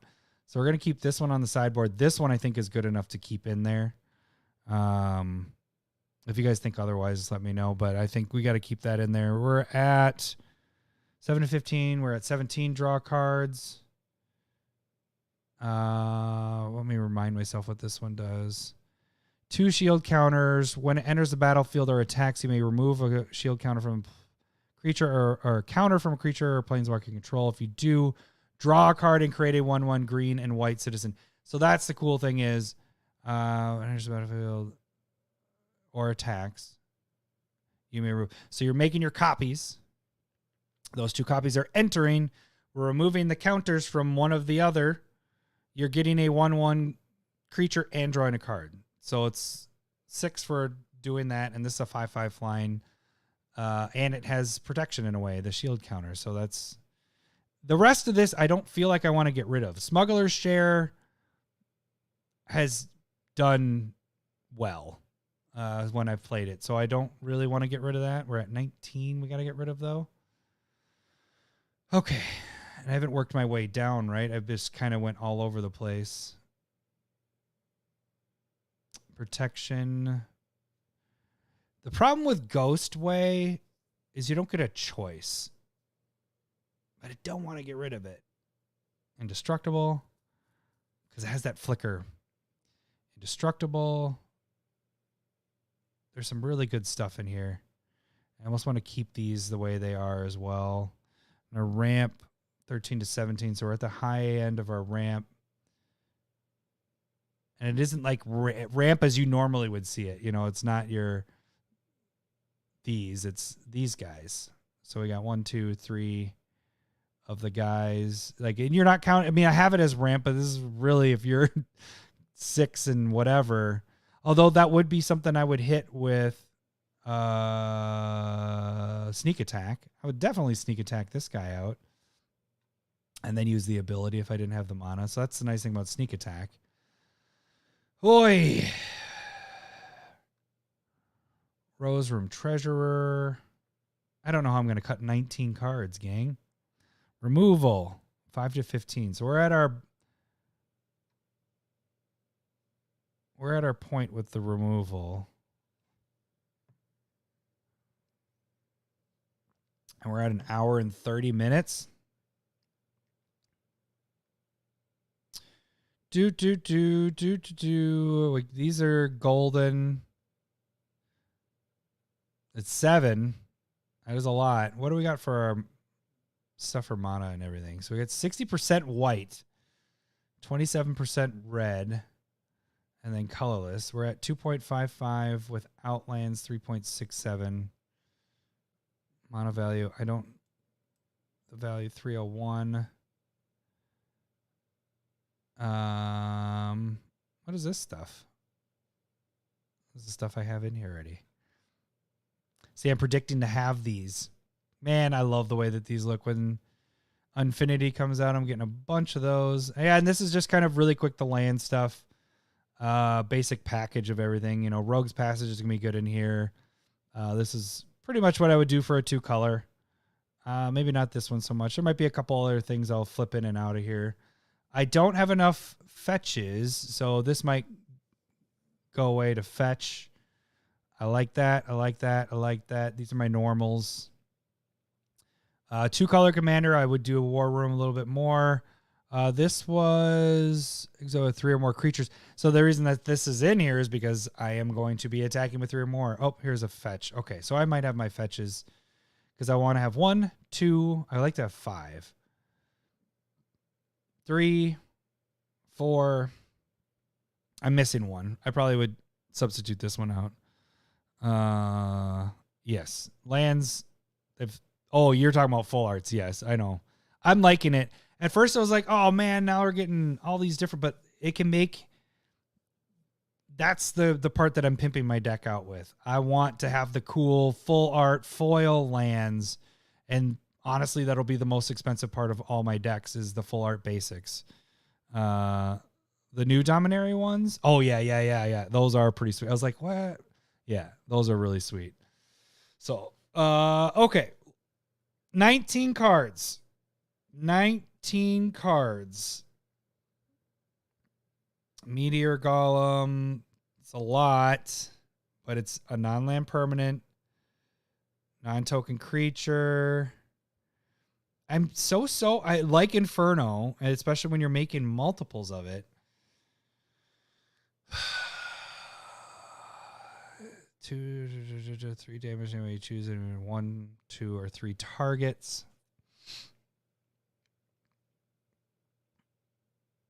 It's a 6-drop. I like destroying stuff, exiling stuff. This is doing 4. Has the double strike. Is that better than this? And we're target creatures and or play. Yeah, because you can hit players with this one, but you're getting a little bit more with this one. Is the Jailer just too weak? Become the Monarch, so you're going to draw. Becomes the Monarch. So they have to become the Monarch. We're going to sideboard that guy for now. To skim on removal. Yeah. But I think part of the nice thing about this deck is I have so much removal. So removal 5 to 15. And because each of these removal things can be multiplied by myriad. So I think that's why I don't have like board wipe type stuff. And I don't typically do that. It's normally like, I mean, I do. That's why I don't have farewell in here, because I'm hoping that multiples of these is enough spot removal to get rid of everything. So I don't have, I mean, this is maybe I don't like board wipes where it hits my stuff too. I like one-sided board wipes. So that's why those aren't in here. And it's going to be, I'm going to be curious to see how this plays out. Right now we're at 49 creatures. That's obviously got to go down. I don't think I need to touch much with my protections. This is going to be, my main stuff is protections and stuff like that.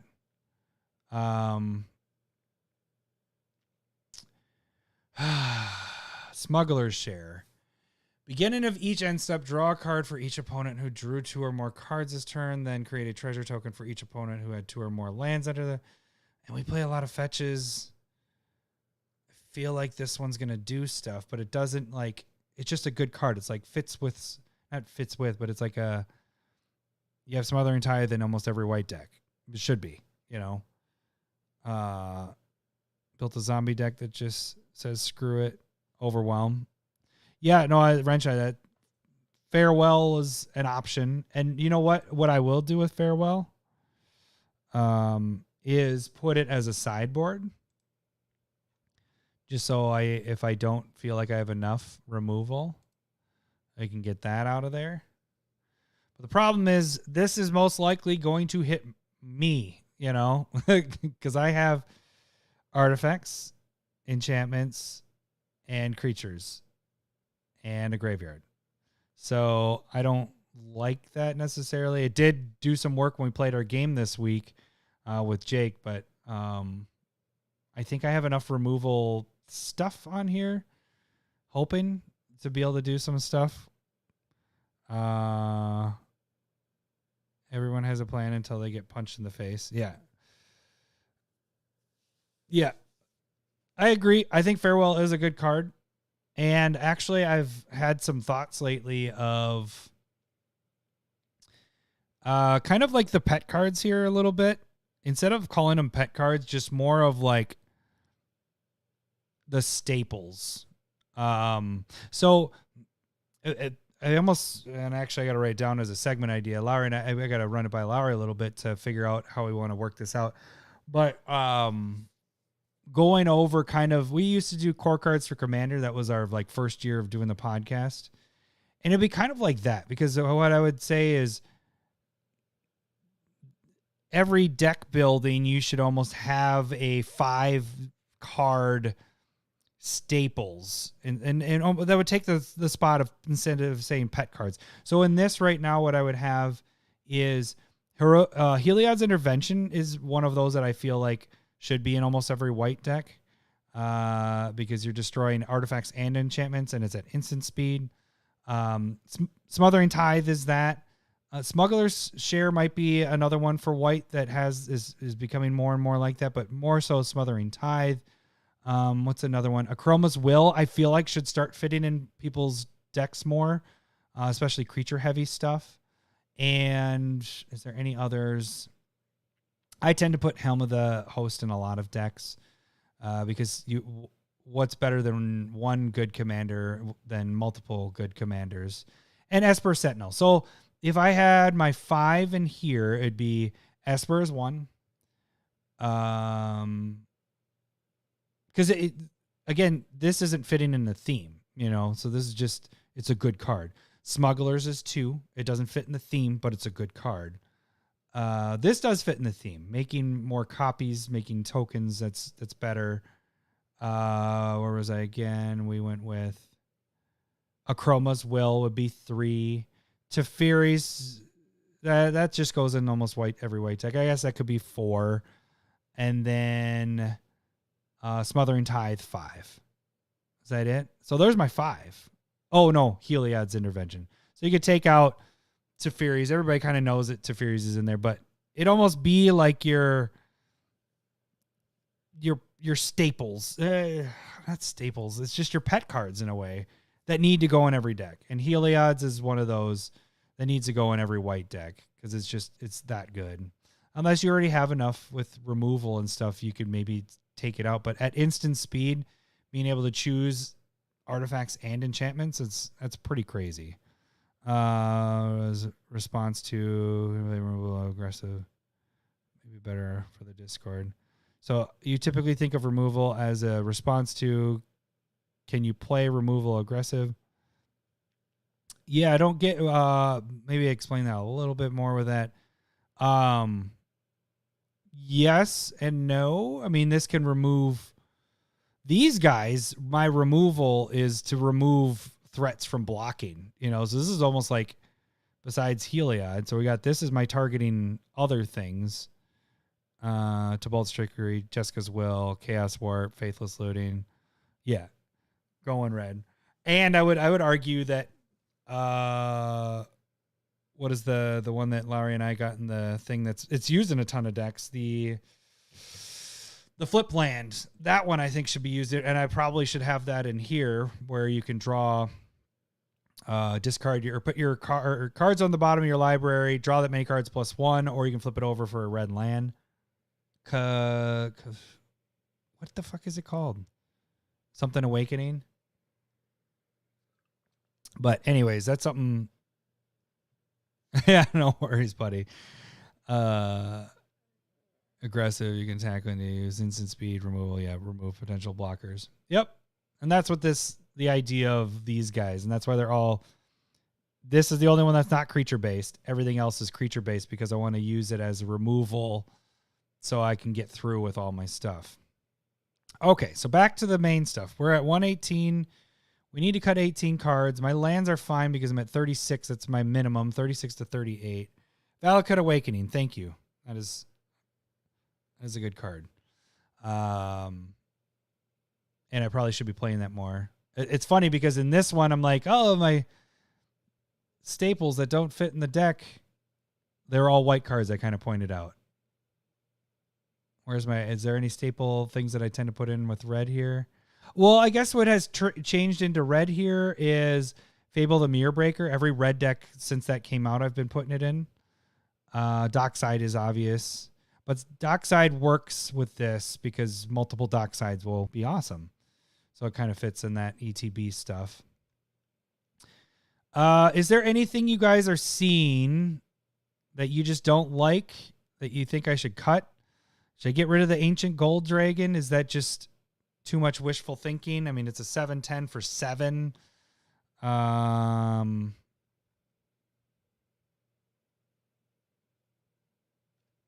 Getting low on my water. I keep coming back to Reconnaissance, but that really is good with my little guys that I will play early on that I want to not die and continue to do this guy or continue to do any of these guys. Benny Brax. Are these good enough to do their thing? Embercleave. It's just not tickling my fancy. He's got to go. Hellkite Tyrant can be brutal. 20 more artifacts. If I'm hitting each player, that could be game ending right there. That's why I guess it's in the game winner, because if I'm taking everybody's artifacts, he gets through because of Flying Trample. My next turn, I win the game if he's still alive. So that's why he's there. How many cuts do I need? I need 17. 17 more cuts. I have 49 creatures, so to me, it needs to be creature-based, I think. Warstorm Surge is just going to be really good. Damage to target, any target, yeah. Maybe not so many. We got 3 of these guys that depend on it. I'm going to get rid of the 2 life for 4. These are cheap. For 3 to get down, 2, 1, 1. For 4... that just might be a little much. Whenever another creature... I like that it's 2 life, so we'll keep that as a sideboard thing. We're hitting our side theme of 7 to 9, so now we're in our range of side themes. So this would be my little side package. 9 mountains and 8 plains. You got jokes. All right. Protection. Where are we? We normally want 5 to 9, but again, like I said before, I kind of want a little bit more in this deck. Sunforger just helps you find that protection. Unbreakable Formation. Creatures you control gain indestructible. I love this instant speed, indestructible, blinking effects. I like having this option So I don't think I want to hit any of these guys. Playing your protection for free. Boral's Charm. Just being helpful. Opposite of helpful. Ghost Wade. Return those to play under your owner's control at the end of turn. So this helps you from board wipes. Okay. I think we're good with protection. 5 to 9 though. I think we're good. Professional Facebreaker. Just come out here. Yeah, create a creature. Yeah. So that potentially you're gaining 3 treasure tokens per turn if they get through sacrifice. You're able to use those treasure tokens to draw. So it's just really good. Doesn't work with what you're trying to do.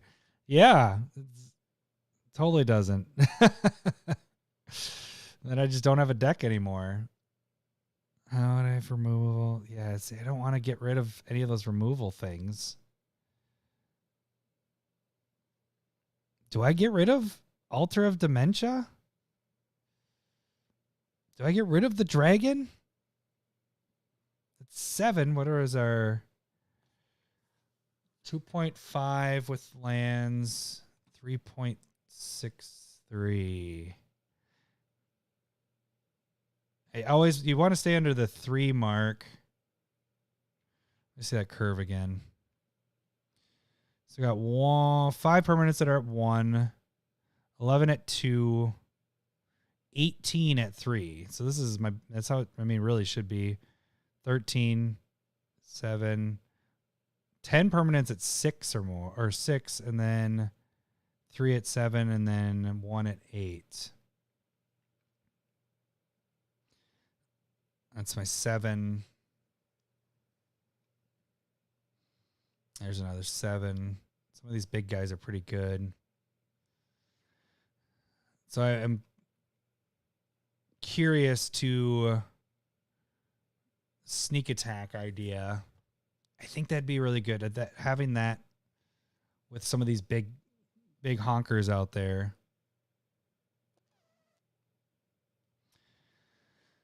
16 cuts. 16 cuts, guys. Exile another target creature you own, return to the bed. So we get a blink. Yeah, that's good. That's good. All these, I guess I could see getting rid of the Soul's Attendants. But if I'm trying to use Ajani, if I get rid of these, then Ajani might not really work out. And Ajani might not work out. Like this whole package might be, if I don't do the life stuff, it almost probably makes it easier, because what you would do is get rid of this. And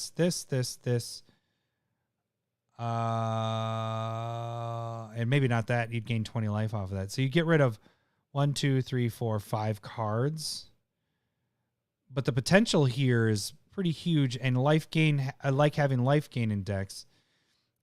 I want to test out what that gaining life as a side theme could be. So I don't think I necessarily want to get rid of that. Ajani is good, man. But you have to have the life. And so that's what I'm a little worried about. Just like Ristic Study. Okay. So now you're just bullshitting me. Yeah, Ajani's really good. I like that card a lot. But is it enough to be in a side theme deck? You know, okay, so what is its other stuff? Gain life equal to the number of creatures you control plus the number of planeswalkers you control. Okay, that can work. Create a 2/2. Whenever you gain life, put a 1/1. So it's, if I don't have the 15 in life or more, this is good still. You're -2, get a cat soldier that when you gain life, and then you can +1, gain life. I think it's pretty good. Having life is really, yeah, Ajani's really good. Love this card a lot. On turn 28, probably. Turn 28, it should be really good. You should have a lot of creatures out at that point. All right, I'm not seeing things that are standing out to me to get rid of. So am I getting to that point where I should take a break from all this? I go back to Smuggler's Share. I know I keep saying that I want to keep that for a 3-drop. People draw cards, so you're going to be drawing cards. And if people play fetches, which your group probably does, you're going to be getting tokens, but mainly that drawing part you're going to get from that.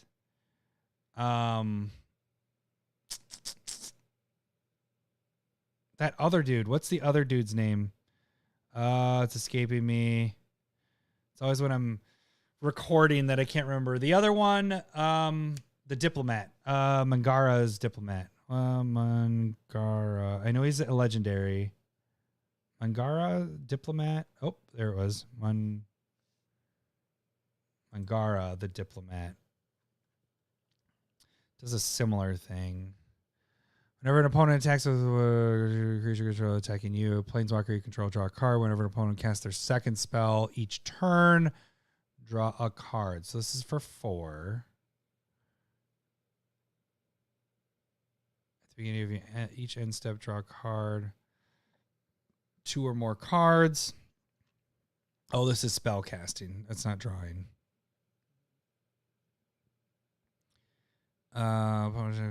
Creatures, if 2 or more are attacking. Yeah, that isn't going to work. But that was the same idea, a similar idea. I hate to do it, but I almost have to put smugglers. It's not fitting for sure on what I want to do. I have enough draw off of everything else. I don't think I need smuggler's share sitting in there. He's going to gain life and draw. That's going to deal some damage and potentially draw. All right, we're down to 15 cards, gang. Almost at 2 hours. I might have to take a break and finish the 15 another night if I can't really make some cuts. And sometimes you just need to take a break away. And a lot of times what I'll do is I'll go and I'll jump on like playtest. I know I'm 15 over, but I'll playtest it to see how things go. Just to draw. So I'll go, next turn. So we get a land out. Actually, it'll be my first turn. Next turn. What do we got for 2? So he'd scry me. Yeah, I'd probably throw him out there with Urza's. Because do I want to get... Yeah, I'll get mana with him. So I throw him out there, scry 2. Let's just look at move the 2. Put this on the bottom. That'll draw me some cards, so we'll do that for my next turn. I got a next turn. This hits the second one. We drop the land. Drop him. Draw. Whoops. So what I would be missing is then Urza's would sack. We'd go get, it's for 1 or less. We'd probably go get a Soul Ring. So we'd have 4 on our next turn.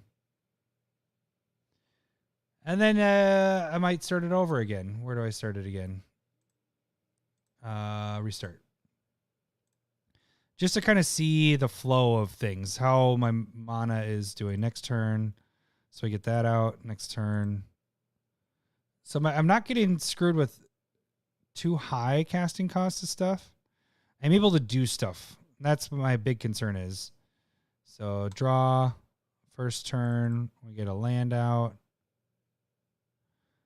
Next turn, we get another land out. Now, remember, I'm lacking on the lands because I'm 15 cards over. Next turn, we get a land and ramp, go get more land. So we're moving along. It's not crazy. I'm not getting anything out turn 1 or turn 2. Let's do one more restart just to see. So I'm sitting pretty with the lands. So I try to get this. Oh, we would get it with Prismatic Vista. So my second turn, I'd go get more ramp. Oh, no, I wouldn't unless there was another player starting ahead of me. Blade of Cells would be fun to have out there. Because somebody would need to have 1 land more. If somebody started their turn before, so the next turn I could do it. But anyways, so that's sometimes what I'll do is I'll just go through and I'll start testing it to see if it feels right. If there's too much going on. Like if I'm hitting too big of casting cost stuff, then I know I need to get rid of some of the bigger stuff. It didn't feel like that in those just starting the turns there. I know you can work 4 or 5 turns in and that you'll get a better feel for it. But at 15 cuts, I want to keep this to a 2-episode thing. So 11 o'clock almost my time.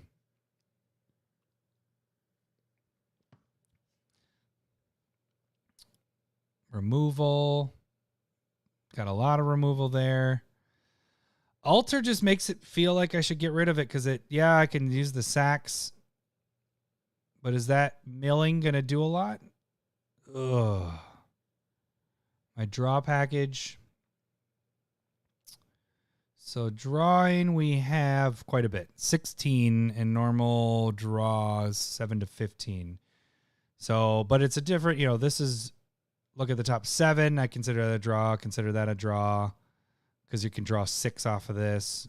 You would, if you're attacking with, or not 6, it'd be 4 off of this. This one would be 14. Look, it's 14 cards. It's early for you, Doge. This one's just ridiculous. Love this card because, it's doing it on its own. This is a really good card. I wish the price would get cheaper on this guy. Benny, you're going to be drawing off of making your tokens, so that's definitely a keeper. The hard part is Benny becomes really good when you are able to make tokens on other people's turn. That isn't going to happen so much in this deck because you're doing the myriad stuff, but it's still a good card because you could potentially drop it for 1 and draw off of making tokens. So some of these guys are just little guys. I think everything in here is pretty good to keep in. I don't really want to mess with the draw stuff.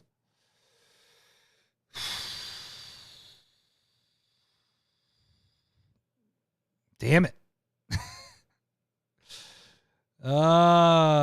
Sword of Hearth and Home. That's my good ETBs. Getting some mana off of that.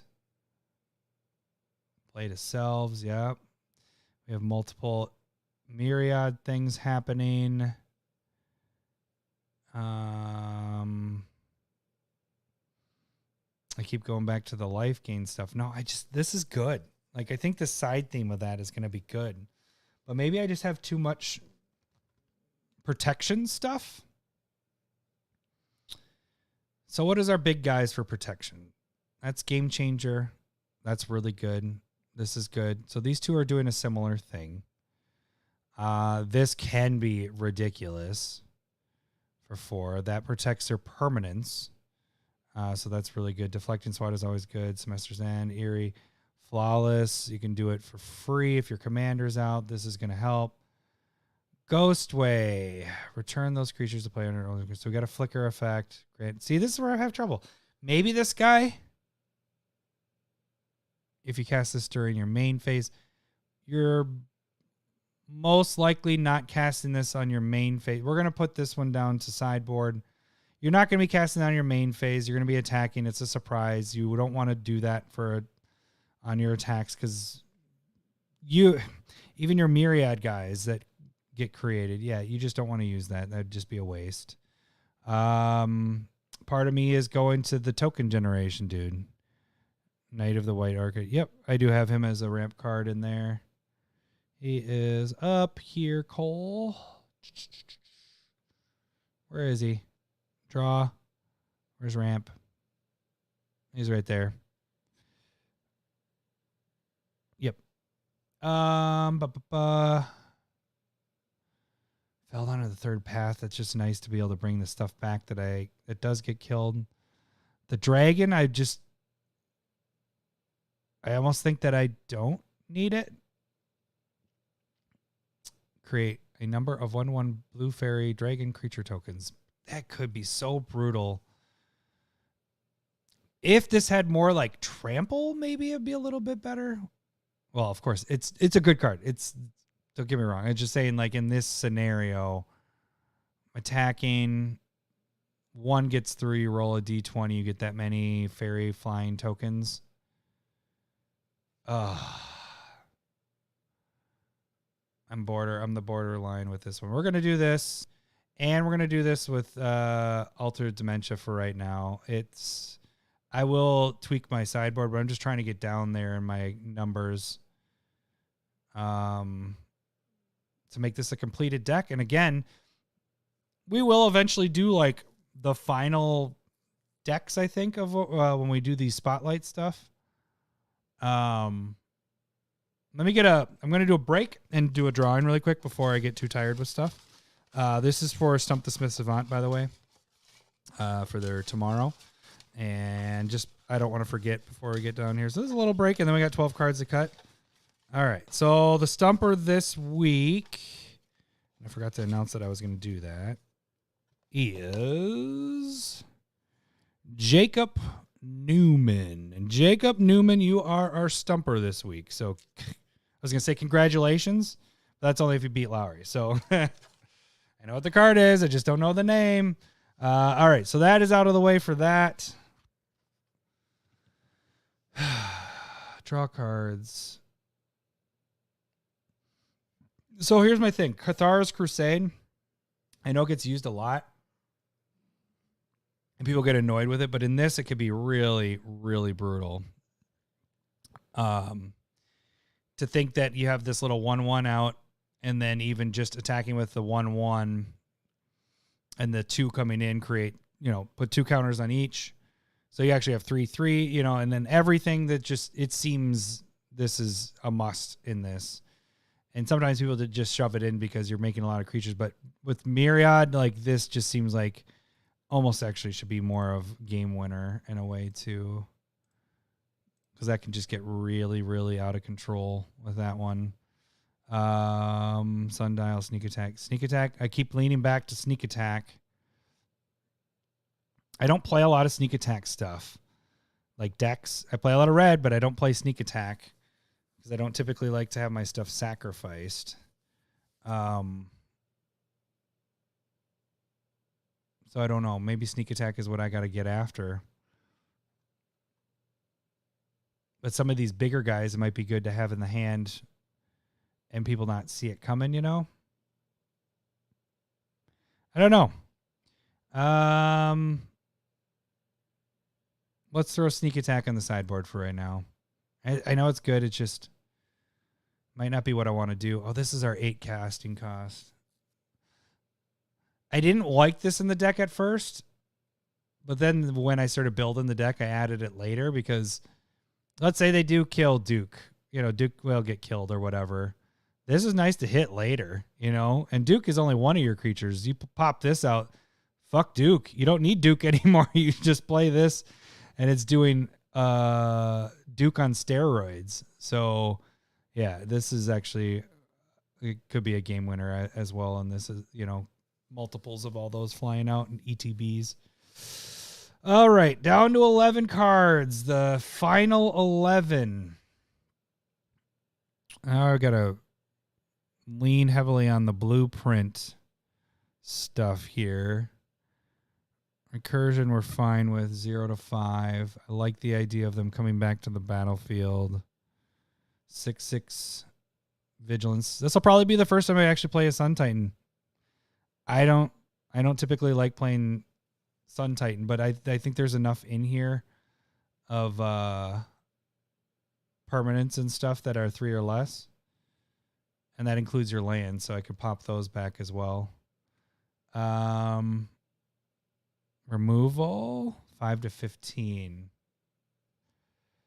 Stop it. Get rid of all the lands. Get rid of them all. Destroy target non-land permanent. Duplicant is, I like that it becomes the exiled creature, and that's exile. Oh, man, gang. I don't know here. I don't feel like I can get rid of much more removal.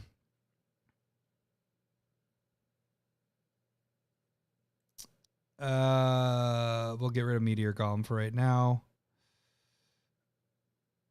Double strike 3/3. 6/6. We're doing 3 each time it attacks. This is just the ETB effect. Direct damage. direct damage. 10. Fucking 10. That's all you have left. Another creature enters the battlefield under your control. Yeah, this is like for sure staying in, you know, because you're doing making the tokens and stuff. Keep going back to Ghostway. How about the Flicker? We're doing ETB stuff. So yeah, that has to stay in. So the crazy thing is you use Ghostway or Eerie Interlude and you have a Cathara's Crusade out. All that stuff enters with all those tokens and then you get all the ETBs. So that's what I don't want to get rid of these two because this is going to be my protection, but then also could be used. Well, as the protection, they come back and you get all those ETB effects. Your tokens won't be there. So if you flicker your tokens because it's the end step. So when those tokens leave, they're gone for good. But everything else, it protects your stuff. 10 cards. 10 cards. All right, let's start from the top. See if we can do it. 9 mountains and 1 plains. Now that sounds like a good idea. All right. We got a alt way of winning the game. Terror of the Peaks is solid. We mentioned earlier. Cathara's Crusade, good. Chroma's Will. Day of Dragon stuff is good. Draw packages. Charming Prince. That has a flicker effect as well. Good 2-drops. Combustible Gearhulk should be fun. Potentially. Damage to the player. Is it mill 3 cards? Okay. Yeah, I could see that blowing up in the face a little bit. Target opponent may have you draw 3 cards if the player doesn't. So you play it. We're going to do 3, 6, 9. You could potentially kill somebody if they don't let you draw. I think this could be really... I want to test this out more. Now, if they play it and people keep going, no, I'll take the damage... then I might take it out, but you're going to target one person. You're just going to go 3, 6, 9 at that person. And some of these could be some big hitters and you could probably wipe out a person. Now, do we have too much draw? 7 to 15. This guy is going to die pretty easily, but that's the good stuff is you play it early and even late. Even if it's a sacrifice, you're tapping 2, comes into play. You go, Duke is targeting him. I draw off of him, draw 2 more. So you draw 3 cards off of 2. That's pretty good. Even the 3 off of 2 is good. It's a 2/2. Some of those might be able to get thinned out a little bit, I guess. 3. I go to Helm of the Host. I know I like to play it a lot. But in this, it actually probably makes more sense because you don't have to just do your commander. You have a lot of ETB stuff. So making multiples. That equip 5 is tough. It is tough. Over the 2-hour mark, and we got 10 cuts to go. Thanks for sticking with me, guys. I feel free if you have to go, too, to go. I want this to be done. So I might just make cuts and then test the deck out and redo it later.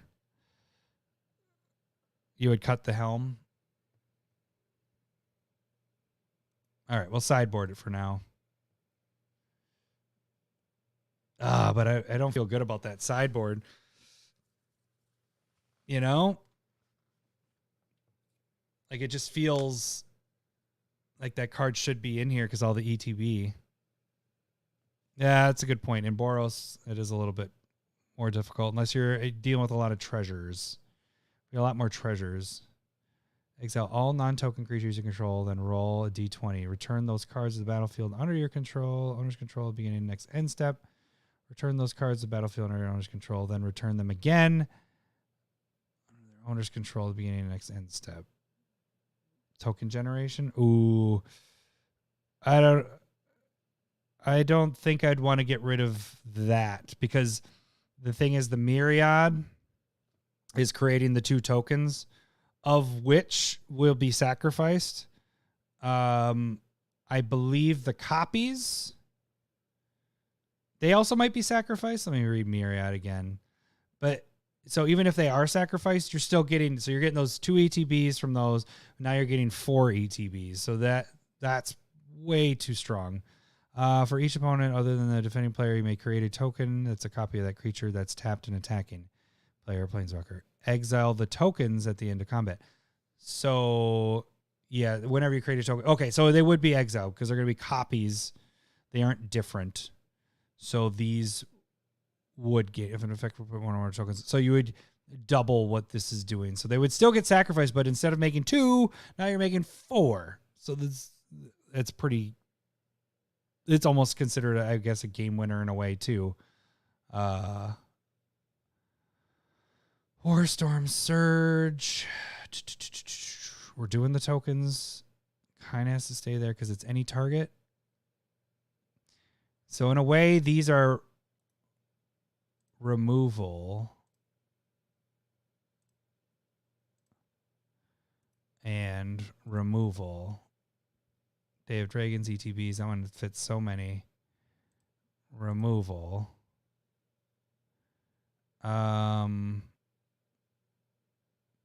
That's just sick. Altar of the Brew. It's not even in here. Otherwise, it'd be gone. Although that'd be pretty good in here. Yeah, because you were milling. But then I just got rid of Altar of Dementia. And that I almost feel is better because I'm sacrificing and getting the toughness stuff, you know. Oh, 9, guys. 9. Angel, I like the recursion angle of that. Inferno.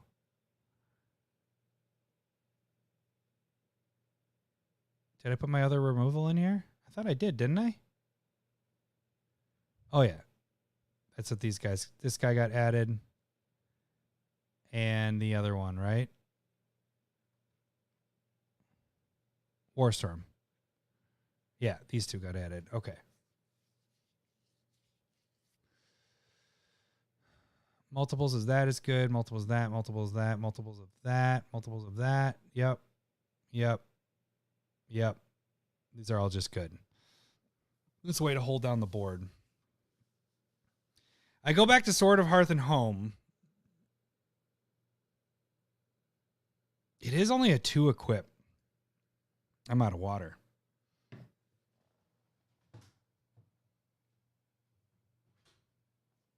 Well, I guess I'm having a beer.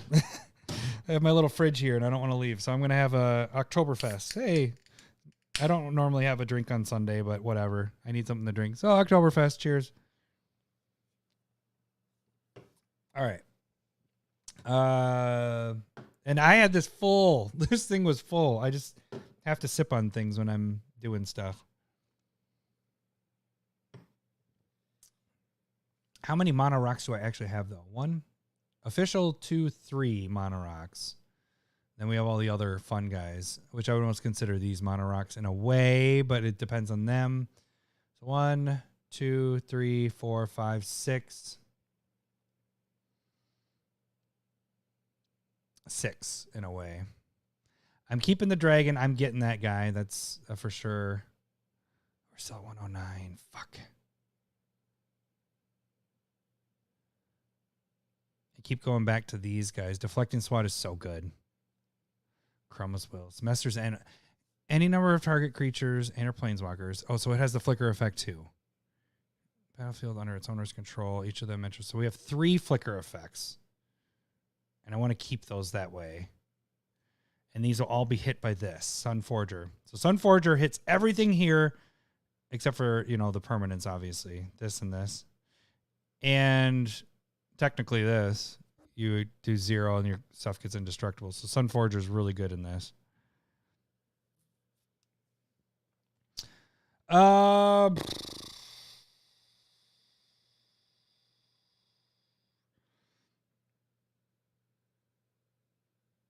Normally there's things when I'm going through that I'm like, they stand out and they're like, that can probably go and that can probably go. Maybe I get rid of one of the easier guys, the common stuff. This is a 3-drop for a draw. This is a 2-drop for a draw. He's a little bigger, but either way, these are probably going to die. I'd rather have a 2-drop So let's get this guy to the sideboard. This is a flyer. I like that. That's a life and draw a card, so I like that. These two doing that. It's not a lot. I mean, that's not huge. What are we at for draw? 7 to 15. Now we're in that range. I don't think I want to hit anything else with my draw. If I was going to hit something, it might be this guy, but I don't think I want to hit anything else with draw. This I don't want to really hit. ETBs. Sundial. Sword.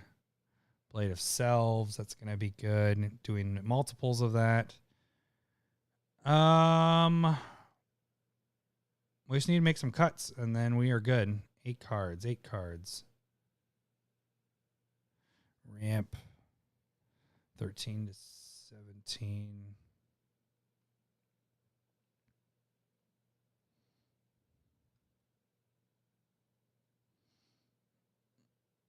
Okay. Let's do some stuff. We're going to put this sideboard. Because I'm going to have to tap mana to do its ability. The only problem is I have a lot of creature removal, but not a lot of other thing removal. This is one. I got rid of the other one. 2, 3, 4. So I got 4 non-creature removal. Whenever target creatures enter planeswalkers. I like the idea of these two.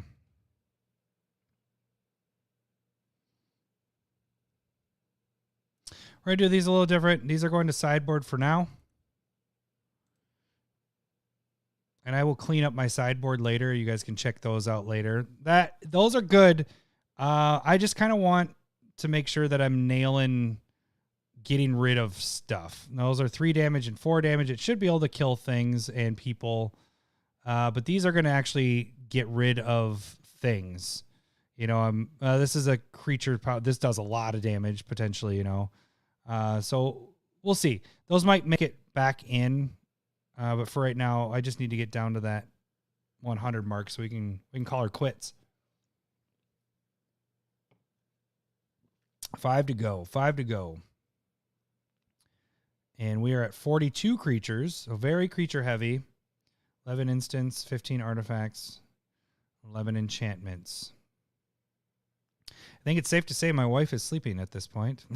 I was kind of hoping I'd get this done so I could go chat with her for a little bit, but this is taking a little longer. 55 cards is a lot to cut in one night when it's your final cut stuff.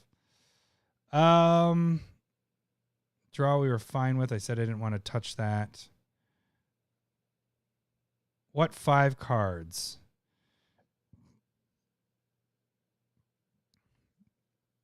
I like the protection from black. I prefer these over that. These all seem solid here, so it's hard for me to get rid of any of those things. Oh,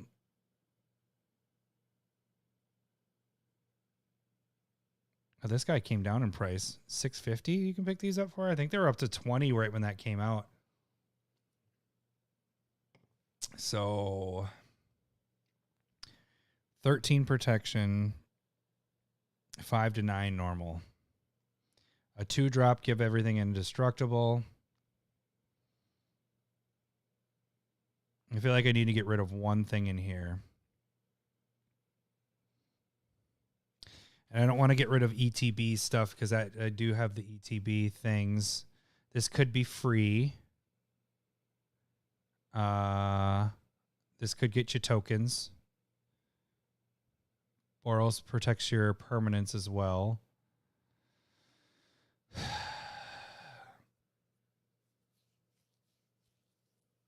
What to do, what to do, what to do.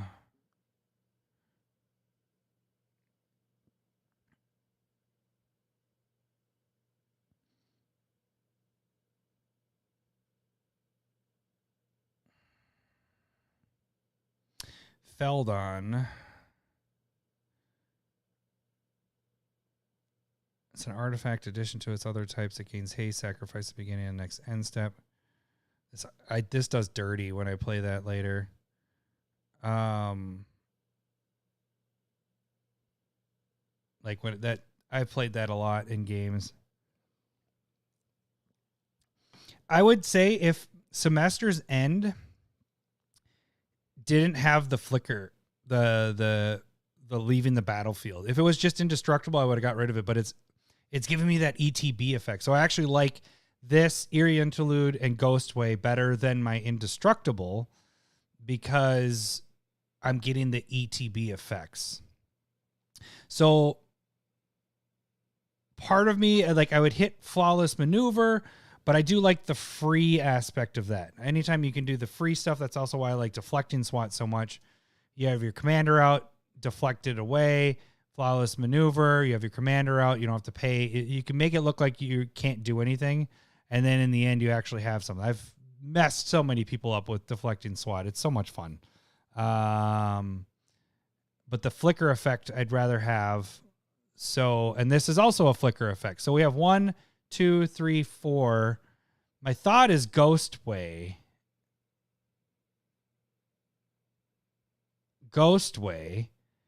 Because you have no choice and you have to flicker everything. You have to remove them from play. My thought is these two, but this could be really good late. Getting tokens. I mean, that's not really that great, but if this is what you have and you're like, oh, I have like, you know, it's late game, 15 mana. And you're like, well, 2, everything indestructible. And I have all these 1/1 green and white tokens I can block with and kill your stuff and mine don't die. That seems pretty brutal. This whole package here feels really good. Yeah. I wish I could. I should isolate that whole vocal right there. This whole package right here feels really good. And then add that in there as well. I think to get things moving along, we're gonna Sun Titan down to sideboard. We are going to Feldon is good. That is depending on my stuff being dead, which I'm assuming would happen. Let's get rid of one of our protection spells because we have 13 and I normally have 5 to 9 in there. Free protection is always nice. Teferi's protection protects everything of yours. This could be so brutal. Oh, that's $28 now. I spec'd on that at like 12, and I think I just got rid of mine for like 22. Oh, good for you. Is it oh good for you moment? Just for the sake of, we have a lot of flicker. We have 1, 2, 3. Wait, 1, 2, 3 flicker effects. Ugh. I don't know. Grant, which one? Making more tokens.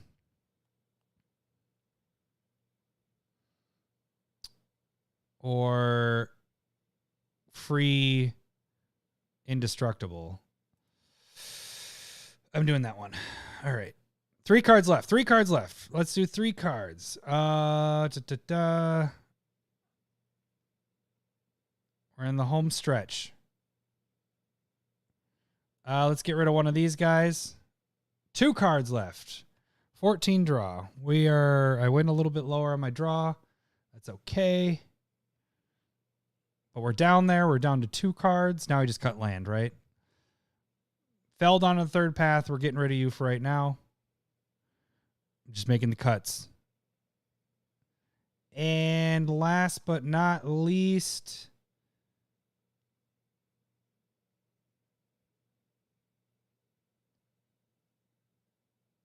I know Larry really liked Loyal Warhound.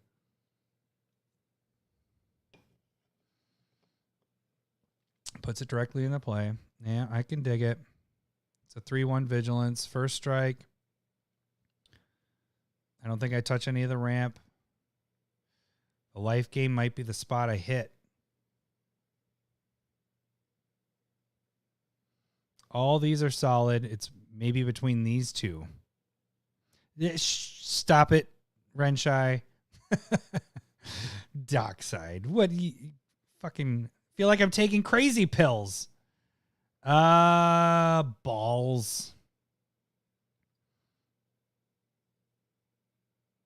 Maybe that dog. What's our other stuff do? I mean, these are ETB. These are good. Maybe I just do the dog. That's where it is. There it is. Boom. We're at 100. This deck is done. Now, Skull Clamp sucks. Just kidding. It does not work in this deck at all. Skull Clamp is awful in this deck. All right. We cut 55 fucking cards. 55 cards today. It's probably the most I've ever cut for a final deck. That's why it took 2.5 hours here.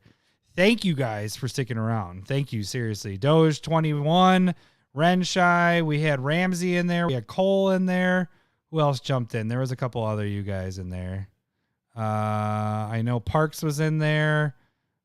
Geez, there was a lot of people that jumped in here and there.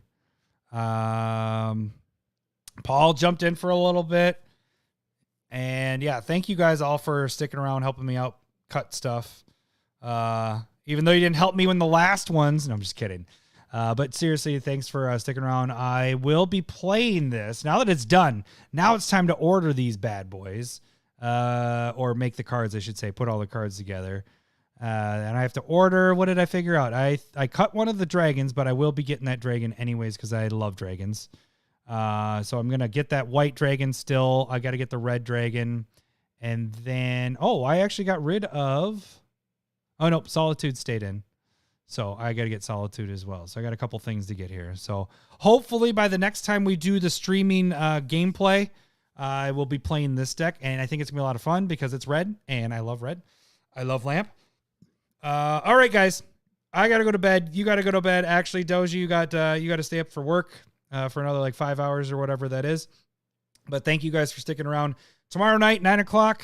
Check us out. We're going to talk about 5 each of cards that are underplayed. So we did that about a year ago, and we're going to do it again here coming up. So check that out. I'll check you guys tomorrow, and thanks for watching. We'll see you. Bye. See ya.